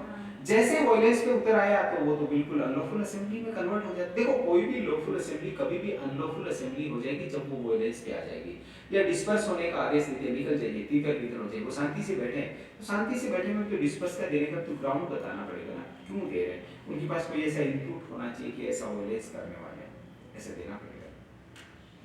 ये ठीक है। और कोई आपका कोई डाउट हो, कोई बात आप पूछना चाह रहे थे पूछो, एक बार वो डिक्शनरी से देख करके भी मैं आपको बता देता हूँ। हाँ कोई भी आपकी ट्यूशन हो ना, आप अपने क्वेश्चंस लेके आ जाओ, कोई सा भी क्वेश्चन हो। और ऑनलाइन में भी आप कोई एक इधर नीचे गया कि ऊपर गया, ऊपर गया था इजी लाइन। तो ऐसे आप में से ऑनलाइन ऑफलाइन में किसी का भी कोई डाउट हो, जेलो इंटरव्यू से रिलेटेड कोई भी क्वेश्चन हो तो आप इस वाले नंबर पे कांटेक्ट करके पूछ सकते हैं।